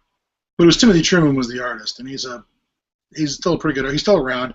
He did a great version of Joe Lansdale's in the Cadillac Desert with Dead Folks. Mostly I pick up independent stuff, but my childhood start was in Marvel. That was where I got my start for the most part, especially with the X-Men. Mm-hmm. Very cool. Sci-fi or fantasy? It's going to have to be sci-fi. Mm-hmm. Even with the use of urban fantasy, the so-called urban fantasy, where they stick fantasy elements in the modern age, thus bringing the modern world into it, I'm still always going to be more of a fan of sci-fi, I'm afraid. I'm not quite sure why. Maybe because I don't know. Maybe it's because sci-fi feels achievable, and fantasy doesn't, because it presumes certain unachievable elements, I guess. Mm-hmm. And if you could have one superpower, what would it be? A question many a nerd has asked himself over the years. I'll tell you what. That in itself is a tough one. One of my favorite all-time superpowers was something from the novel Replay. You know the novel Replay at all? No, not familiar. Main character begins the story by dying at age 48. He has a heart attack and dies. And he wakes up, and it's his 18th birthday. He's waking up on the morning of his 18th birthday. And he realizes he's somehow gone back in time. And he proceeds to go, once he realizes it's not a dream, he proceeds to decide, I'm going to make all the decisions and all the right decisions. I'm going to invest. I'm going to take my college tuition fund, withdraw from college, invest every penny in the IPO of Microsoft, and I'm going to make all the decisions. I'm going to remember everything that what's coming down the pike. I'm going to prevent the space shuttle from blowing up. I'm going to stop 9/11, although this was written before 9/11.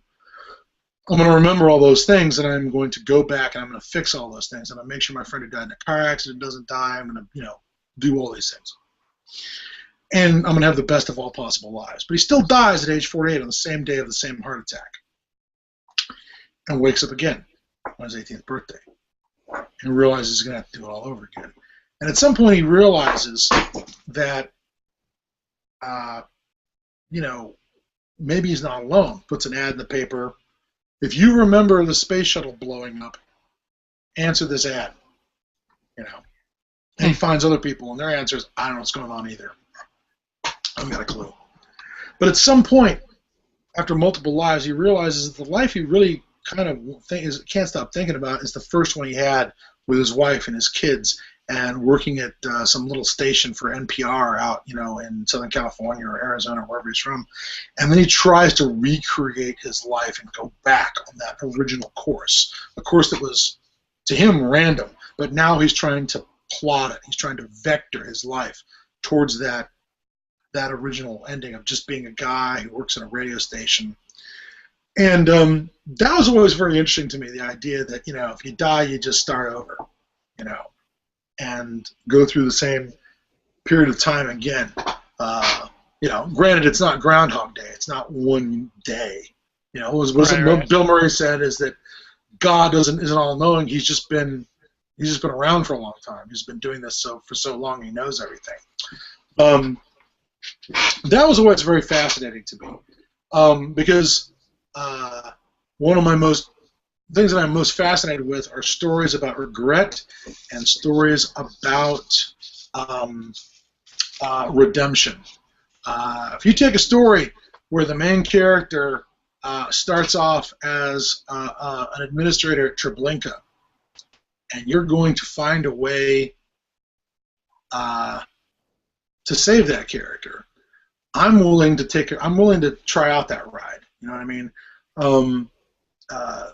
One of the, I don't remember where I heard it from, but there was the phrase was, "Can anyone ever be better than the worst thing they've ever done?" Right? Is that it? When you do that worst thing, is that it? Boom! You can't get above that ceiling ever. You are trapped underneath the worst thing you've ever done. Those stories always fascinate me, and the idea of this, not just this constant, going through your life again and again and again, but can you perfect your life? Would you just become a douchebag because everything's meaningless, because you're just going to see these assholes again when you're dead? You're just going to see them again, so it doesn't matter if you rape the baby or shoot the guy in the head. The baby will be back, the next time you do this, and then you don't rape the baby, and then, hey, you're a hero for not raping the baby. How horrible would this doom be? Now, you say, but wait, we said superpower. I sometimes think that superpowers are dooms. You know what I mean? Because once you have a superpower, you either use it or you don't, and if you use it, how are you going to use it? Mm-hmm. I really enjoyed the TV series Heroes. I know it had all kinds of warts, but I really enjoyed the concept of, okay, now you have a superpower, now what the fuck? Mm-hmm. There's an old joke about, if you say you want to be invisible, you're a bad person. If you say you want to fly, you're a good person. You know what I mean? It's like they're trying to make these judgments on. Well, you want to be invisible, clearly you're the guy who wants to commit crimes and not be seen. If you're the person who wants to fly, then you want to go places and see things and help people, and things like that. The idea of getting a chance to do it over. Not that you're immortal, not that you live in a straight line. That if you die, you go back to a point and you get to do it over again. Some sort of temporal loop that actually has a lot of appeal, because of the idea that you could acquire skills. The one thing that you're acquiring is knowledge. Right. Skills that if you can take that back to the beginning, live your life over with knowing things you know and with new skills, what would you do with that life? Well, you'd learn to play an instrument. I've never learned to play the bagpipes. I'd fucking love to play the bagpipes. That motherfucking astronaut just played the bagpipes in orbit on the fucking International Space Station. How boss is that shit, right? Maybe I live the life where I'm the guy who gets to play the bagpipes, motherfucker. That's great, and I'll probably have this facial hair if I'm playing bagpipes. I'll probably deliberately shave this thing out so that I can play the bagpipes with this. And so the idea of being able to perfect yourself, having that time, that is appealing. That you can do things better the next time. That you can do yourself better the next time. That's a very seductive idea. The question is whether that then becomes a doom, where you are.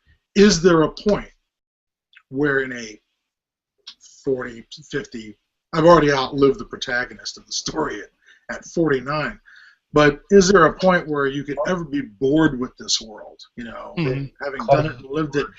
And I don't think that, I think anyone who thinks that is possible clearly has no imagination. None. If they don't think that they could, that there aren't people worth knowing, that there aren't books worth reading, that there aren't skills worth having or experiences worth having, out there that you wouldn't want to acquire and you wouldn't want to have. That doesn't make any sense to me. Yeah. I do have one question. Sure. Does your cat open doors? Yes. Okay.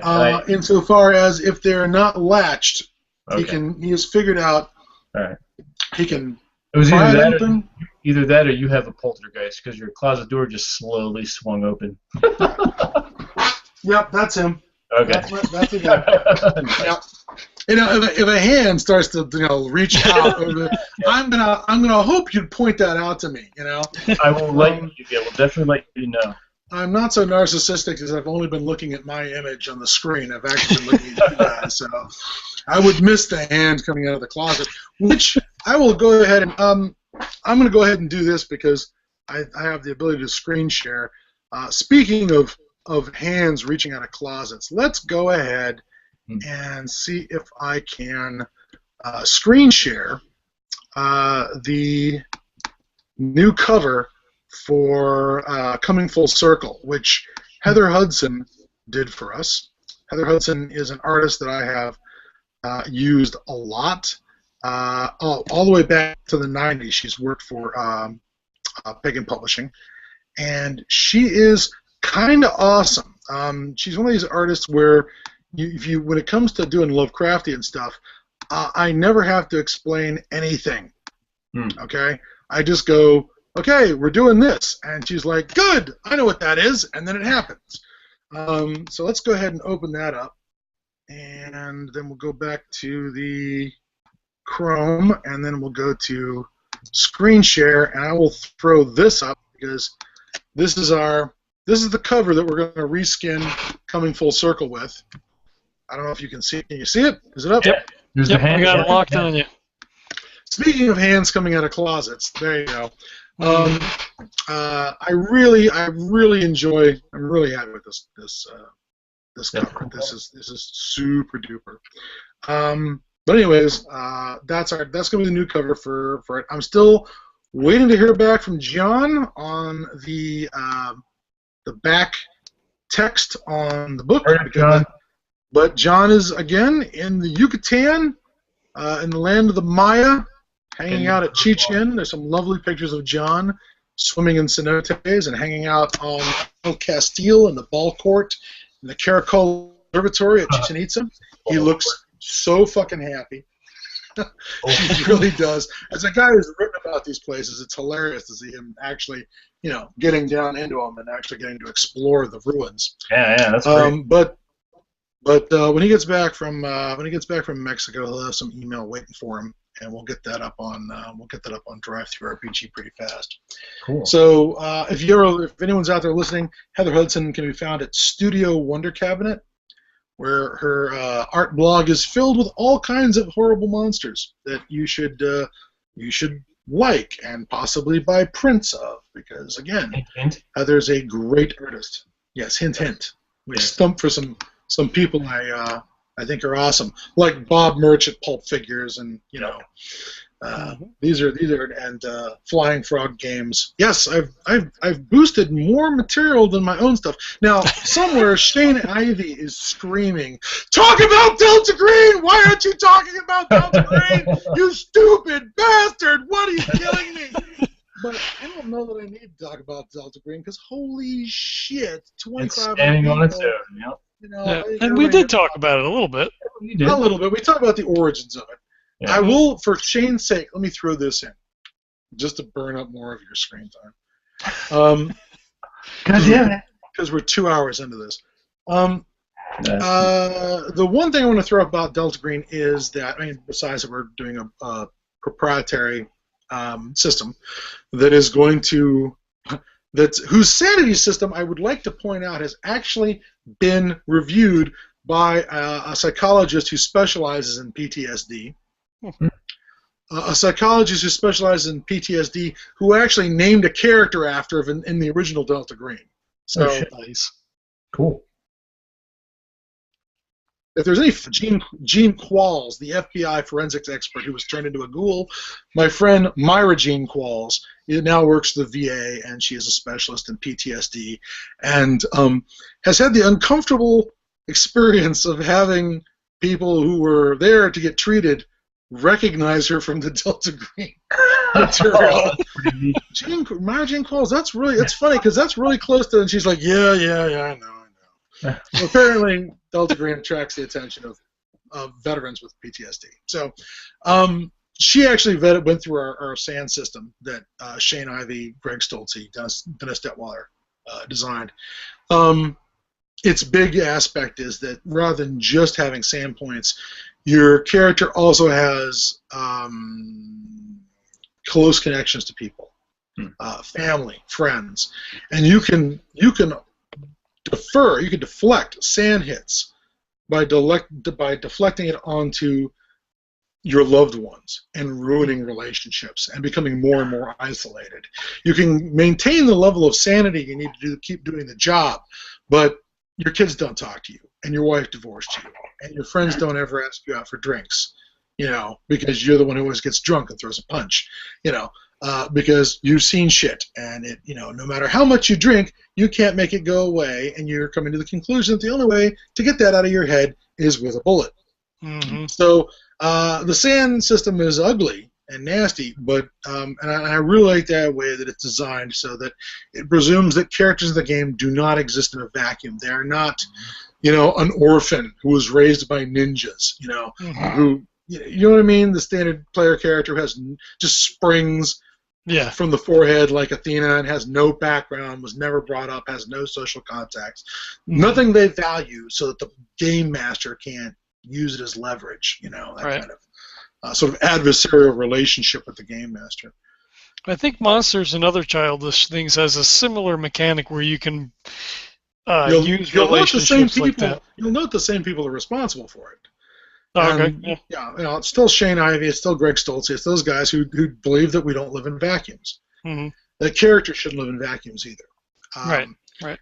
The one thing I will point out, in case there was any mystery about it, there is going to be 2 Delta Greens.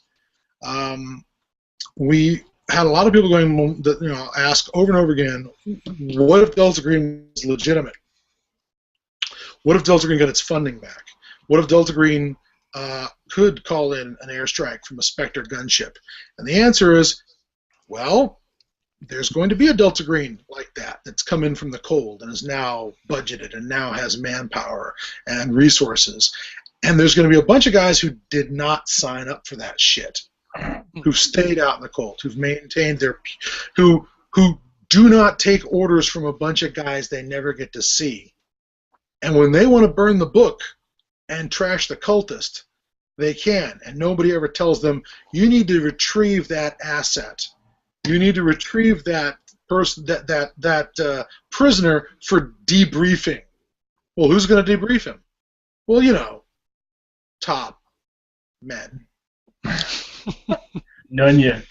So there's going to be 2 ways you can play Delta Green. You can play it with the budget, and you can have the stealth helicopters, and you can have the get out of jail free card, and the license to kill, I suppose, not exactly license to kill, but you're going to have to pay a price. And sort of the whole point is, be careful what you wish for, kids. The people are going to get all the things they wanted, and they're going to wish they hadn't. Mm-hmm. So don't think that we're going to make it easier for you because you have access to a fucking airstrike, okay, kids? Sandy Peterson ran into me at the H.P. Lovecraft Film Festival, and he says, I was worried about Delta Green. I heard what you guys are doing at Delta Green, and I thought, fuck, you're going to ruin Call of Cthulhu. You're going to make it too easy. You're going to go, I get on the horn. I call in the Marines. I call in an airstrike. I don't have to deal with this. I'll have somebody else research it off screen in Q, and they can go crazy, and then we can, figure out what the problem is. And he said, but then I read Delta Green, and I thought, no, you didn't fuck it up. You made it more horrible. You made it worse because they're government agents. You made it more terrible and more precarious because they have official standing, or that they have a badge, or that they're on the inside. And even though they're in the original Delta Green, yes, you're in a secret society, yes, you have a badge, yes, you're law enforcement, but you're still doing illegal shit that you're having to cover up because nobody's going to believe that nice Mr. Smith from down the street was going to summon Azathoth, which is why you had to shoot him in the head. No one's going to believe that. Now you've got the added advantage of, but wait, we're part of a special access program inside the federal government where the threat has been, the existence of the supernatural has been recognized. The problem is they don't see it necessarily as the threat that you see it as. It's any threat can become an asset if you know how to handle it. And there's always somebody in an office somewhere writing a memo about how sure it's blown up in the face of everybody else who's tried to use it to advance national policy, but we're not idiots. And this time, it's totally going to work. You'll notice that the Karatechia thought that when they were using the mythos to help the Third Reich. By the time they're done, they're no longer National Socialists. They're mythos sorcerers.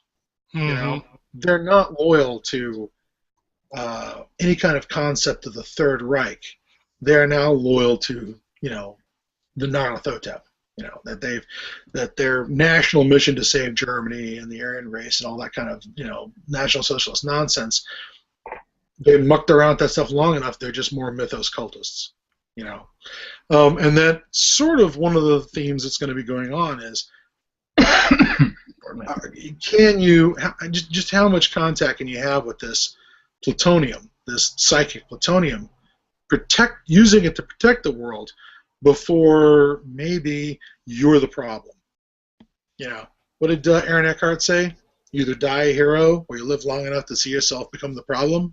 Well, that could be that is one of the themes you're going to run into. So if anyone thinks that it's all going to be fucking shield hover fortresses, forget it. That's not the way it's going to go. You know, although granted, you know, Winter Soldier certainly demonstrated what happens when you don't pay any attention to what Shield gets up to. You know, so maybe there's that. Right. But no, there still won't be any hover fortresses. That's not happening. Damn. So there. If you want hover fortresses, I'm perfectly happy to come up with something in a game of Hollow Earth Expedition. There'll be hover fortresses aplenty. And bagpipes. Steampunk hover fortresses. Don't use the S word. All right? SV. It's either Victorian sci-fi or pulp. That's it. Pulp. Gotcha. Pulp. If Sky Captain in the World of Tomorrow taught us anything, there can be hover fortresses, and they can be cool and have propellers, and it's awesome. That's true. Yes. Yeah. Yep. Poor bastard who made Sky Captain in the World of Tomorrow has not done another movie since then. Really? And it's weird. Well, it's weird because he's the guy who, you know, sort of created a film that there's no sets, you know, everything was digital, and it's just the same. It's just it's what Lucas did with the next 3 Star Wars films is just Sky Captain with a little more budget, and sort of, you know, and 300 and a couple other, you know, the Sin City movies, you know. Yeah. But, you know, the problem is every time you're the guy who comes up with something new first, it's always the guy who comes up with something new second that seems to make the big money on it. So, oh well. Yeah. Anyways, on that cheery note, so there, hopefully I've satisfied Shane Ivey with the discussion of how unfortunate you're going to be with your hover fortress in Delta Green, how badly it's going to go for you. Fucking hover fortresses. Yeah. How come every time they crash, they always crash into like the Potomac and not like into, you know, D.C. and wipe out half the population? It's always conveniently into some unoccupied space. Football game or something. Yeah, exactly. You know, well, we knocked down the hover fortress. Thank God it landed on nothing. You know, yeah, exactly. There's that point. I want that point where you're like, we can't shoot it down. It's over. You know, yes, I know it's filled with guns and it's going to rain down death, but it's, you know, it's overpopulated area. You know, you have to make that horrible Watchmen-style decision. How many people am I going to kill to save however many people? Yeah, so we'll be doing that to you constantly in Delta Green. We will be presenting you with terrible, terrible moral choices that you will regret. It's like all Ross Payton all the time. You know, I have a limited amount of experience gaming with Ross. Mostly I remember him falling out of the airship. That's sort of the first thing I remember always is the look on his face when he rolled like 3 fumbles in a row You know, I was like, okay, double lot, 99, 98. And I'm looking at him, I go, I don't know what to tell you. You just, I will tell you, Ross, there's this thing where you're running in midair. It's very Wile E. Coyote. Yep. You accelerate to 42 feet per second. You know, I don't know what to tell you. It's just, and he seemed to, and his mouth just dropped open like, holy crap, you can die? Yes, you can fucking die. It wasn't just like that. You got 3 rolls. Everyone was a fumble. I don't know what to say. You know, but then again, that's sort of the glory of the dice. It's a great equalizer. They're always there to remind you that the Lovecraftian universe does not give a shit. You can't push the roll. You can't spend a fame point. You're no more important than anyone else. And if you roll a couple of fumbles in a row, well, you vaporize like Cody did on that one. It's like, okay, you're planting the dynamite. Roll the dice, and he rolls a fumble. I'm like, blow yourself up. I'm like, look, it's a fumble, all right? But a fumble is a 1 in 20 chance in Call of Cthulhu. It's 96 to 100. If every demolitions expert blew himself up every time 1 out of every 20 tries, we'd have no demolitions experts. So I'm going to ask you to roll another roll to see how badly you fucked up. And he rolled a double. Body part you blew up. He literally rolled a second maximum fumble. And I'm like,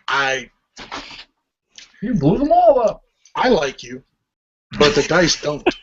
So there's a bright light, The good news is you don't feel anything. Yep. There no pearly gates. Okay. Yeah. Despite being a good confessing Italian Catholic soldier in World War I, no, there's no pearly gates. And San Pedro is not waiting for you. So, whoopsie daisies. But anyways, anything else? I think we've overstayed our welcome. Yeah, I think we're gonna stick a fork in this thing. We're running 2.5 hours here. Yeah, exactly. It went by very, very quick. It's been fun. Yeah. Well, I hope so, because I can be a terrible, terrible bore. But you are quite loquacious. Who lied to you like that? I had any number of people over the years that said, "Hey, here's a fucking idea, Glancy. How about giving somebody else a chance to talk? There's a good plan. How about that? So yes, I'm glad I could fill your airwaves. I hope you got your money's worth out of it. I'm getting paid for this, right? The check is in the mail. That's right. Excellent. I demand minimum wage for Seattle. I demand my $15 an hour for running my mouth. I'm not even going to charge for the for the Irish whiskey. Right. Okay. And the cat, well, that's good. Right? Well, the cat's good. The cat is just a bonus. The cat is just lagniappe. We throw that in for free. Oh, okay. That's excellent. Gotcha. Well, good luck, gentlemen. Legends of Tabletop is an awesome fucking name for your podcast. Thank you. And I enjoyed inflicting Final Flight on you for at least a little while. I will note that most people have survived that I've played Final Flight with have survived. Okay. I didn't the first time I played it. I did not. We got as far as I think the native village, and the other players who were with me refused to go on. They decided that they would rather try to just walk out of the jungle. And once we had decided that's what we're going to do, the keeper said, okay, John Crow said, okay, roll the dice. If you roll a 101, you survive. If you don't, you die. Oh, You're just going to die in the jungle. And we died, well, no, I died in the jungle. Brian Appleton died in the jungle. Fucking Blair Reynolds, that cocksucker, he rolled an 01, which is the exact same thing he did in a scenario where he wanted to walk out of a snowed-in wagon train in the Wild West, where he's like, we need to get out of the scenario. And he drags Brian Appleton and some other players off into a blizzard where they get frostbite and die of gangrene, but he rolls an 01 and gets out, dirty bastard.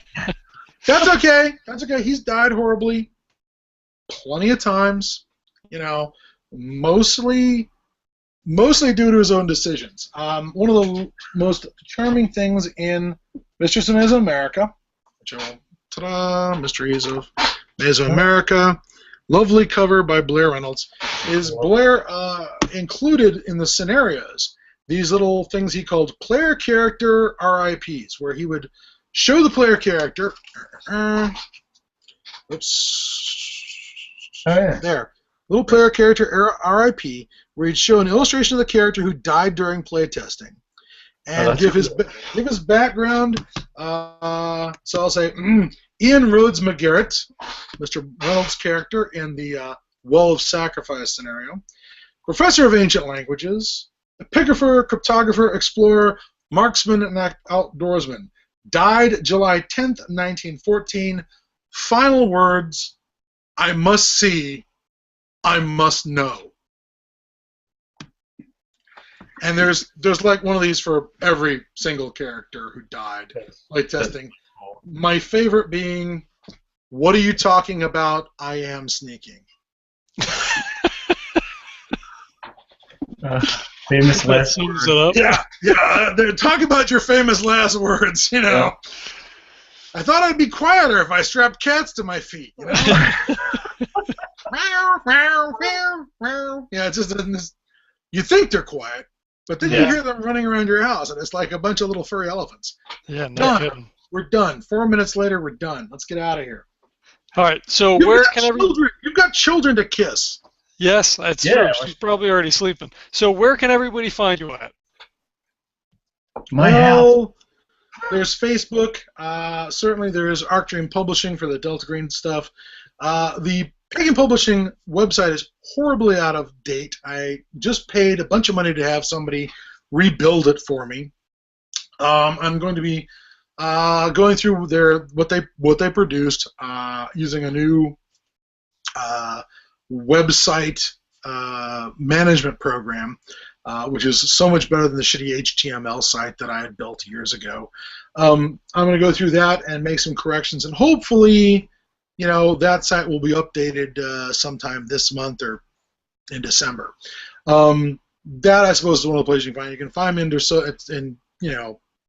there's no Twitter yet, although, holy crap, my guy hooked me up so I can do Twitter announcements through my website now, and it's all welcome to the 21st century, Mr. Glancy.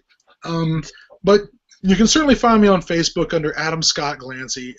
If you're a fan of Pagan Publishing, if you're a fan of the work, send me a Facebook friend request, and please send me a message telling me why you're contacting me. So, because every once in a while I get stuff where I'm like, I'm not sure I have any, female bikini model fans in Indonesia, so I'm going to go ahead and push the delete friend request from there. But who knows? Maybe I have been disregarding our, Indonesian bikini-wearing fans. Key demographic. Yeah, it's key. I mean, hell, it's the most populous country in the Muslim world. I really shouldn't be more, more enthusiastic about getting Indonesian fans. So if you send me a request, please send me just send me a message on Facebook. That's the easiest thing. The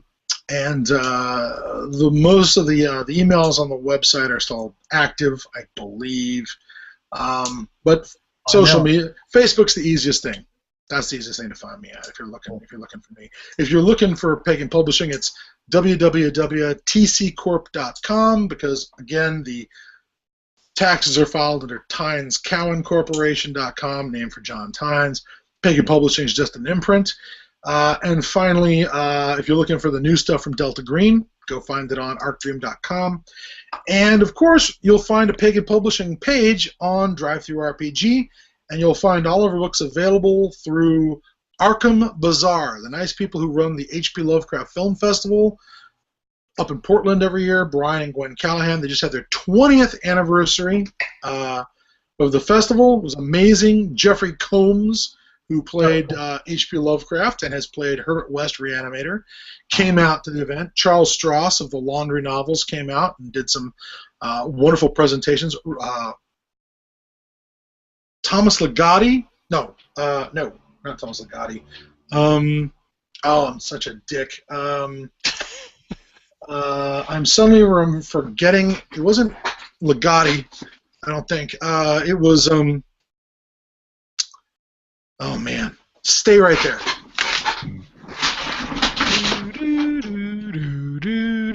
Henry.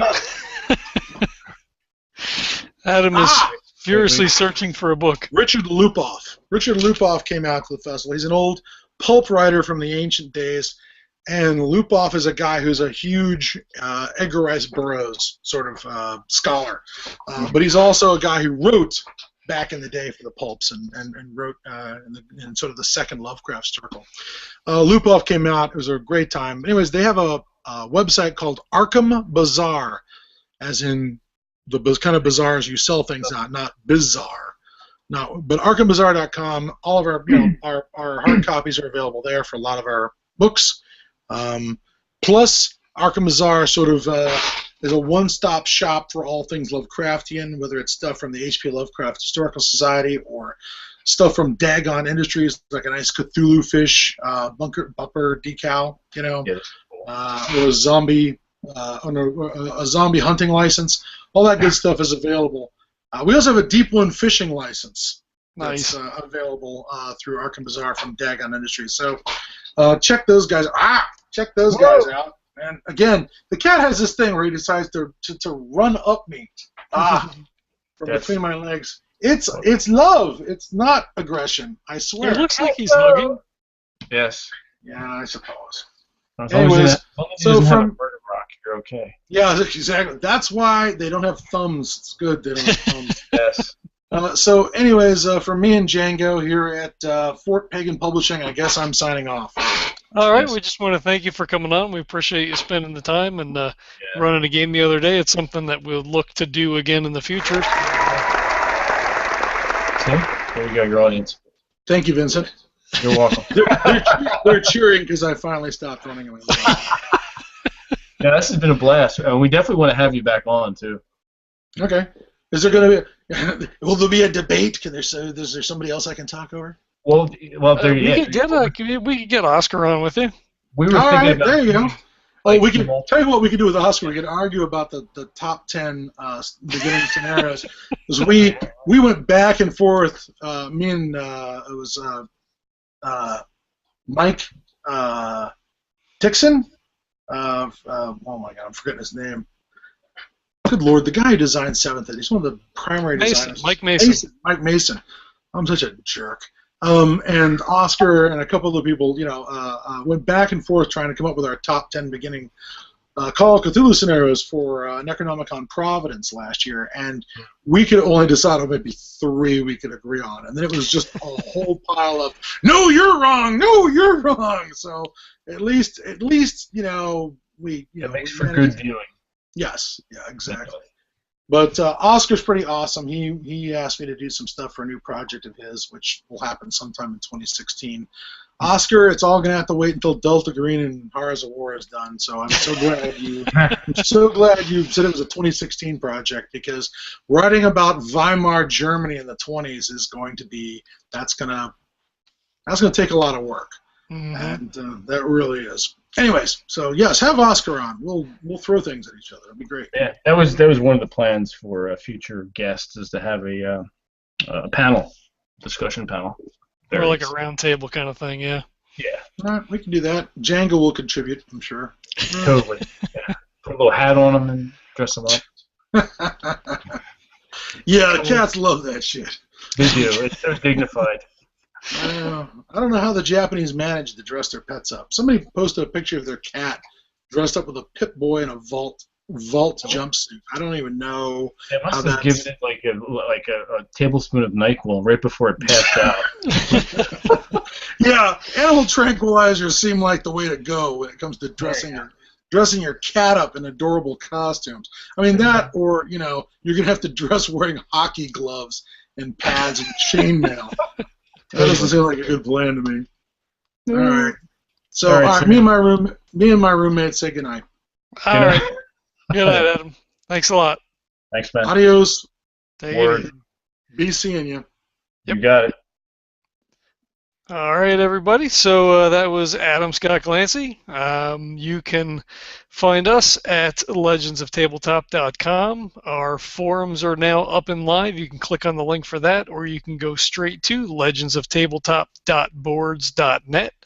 You can find all of the network podcasts on there, including the Dragon Fisters, MFG Cast, Dice Heroes, Nerd Sauce, Gamers Table, Microphones of Madness, Monday Night Heroes, and Friday Fungi. Yeah.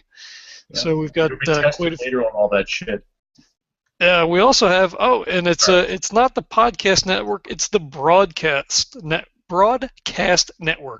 We also have Gamers Table Brandy and her Twitch stream, and Dave from the Dragon Fisters, Rock the Golem. We have his YouTube channel where he does playthroughs of various video games and whatnot. You can find us on Twitter at Legends Tabletop. We're also on Facebook. You can find us on YouTube at Legends of Tabletop. We're on Stitcher. We're on Feedburner. iTunes is being problematic. You can't find us there yet, but that's something we're working on. I'm working on that. We're like horse shit. We're all over the place. We are everywhere. You can't get away. We will come and we will find you, whether you like it or not. Yep. So that's all the things. If you have questions, comments, feedback, you can reach us on any of those places. You can send us email at legendsoftabletop@gmail.com. We look forward to your feedback. This obviously is for as much for us as it is for you guys, and to have your interaction, it is enjoyable. I'm getting the countdown now. I thank everybody for tuning in, and we will catch you next time.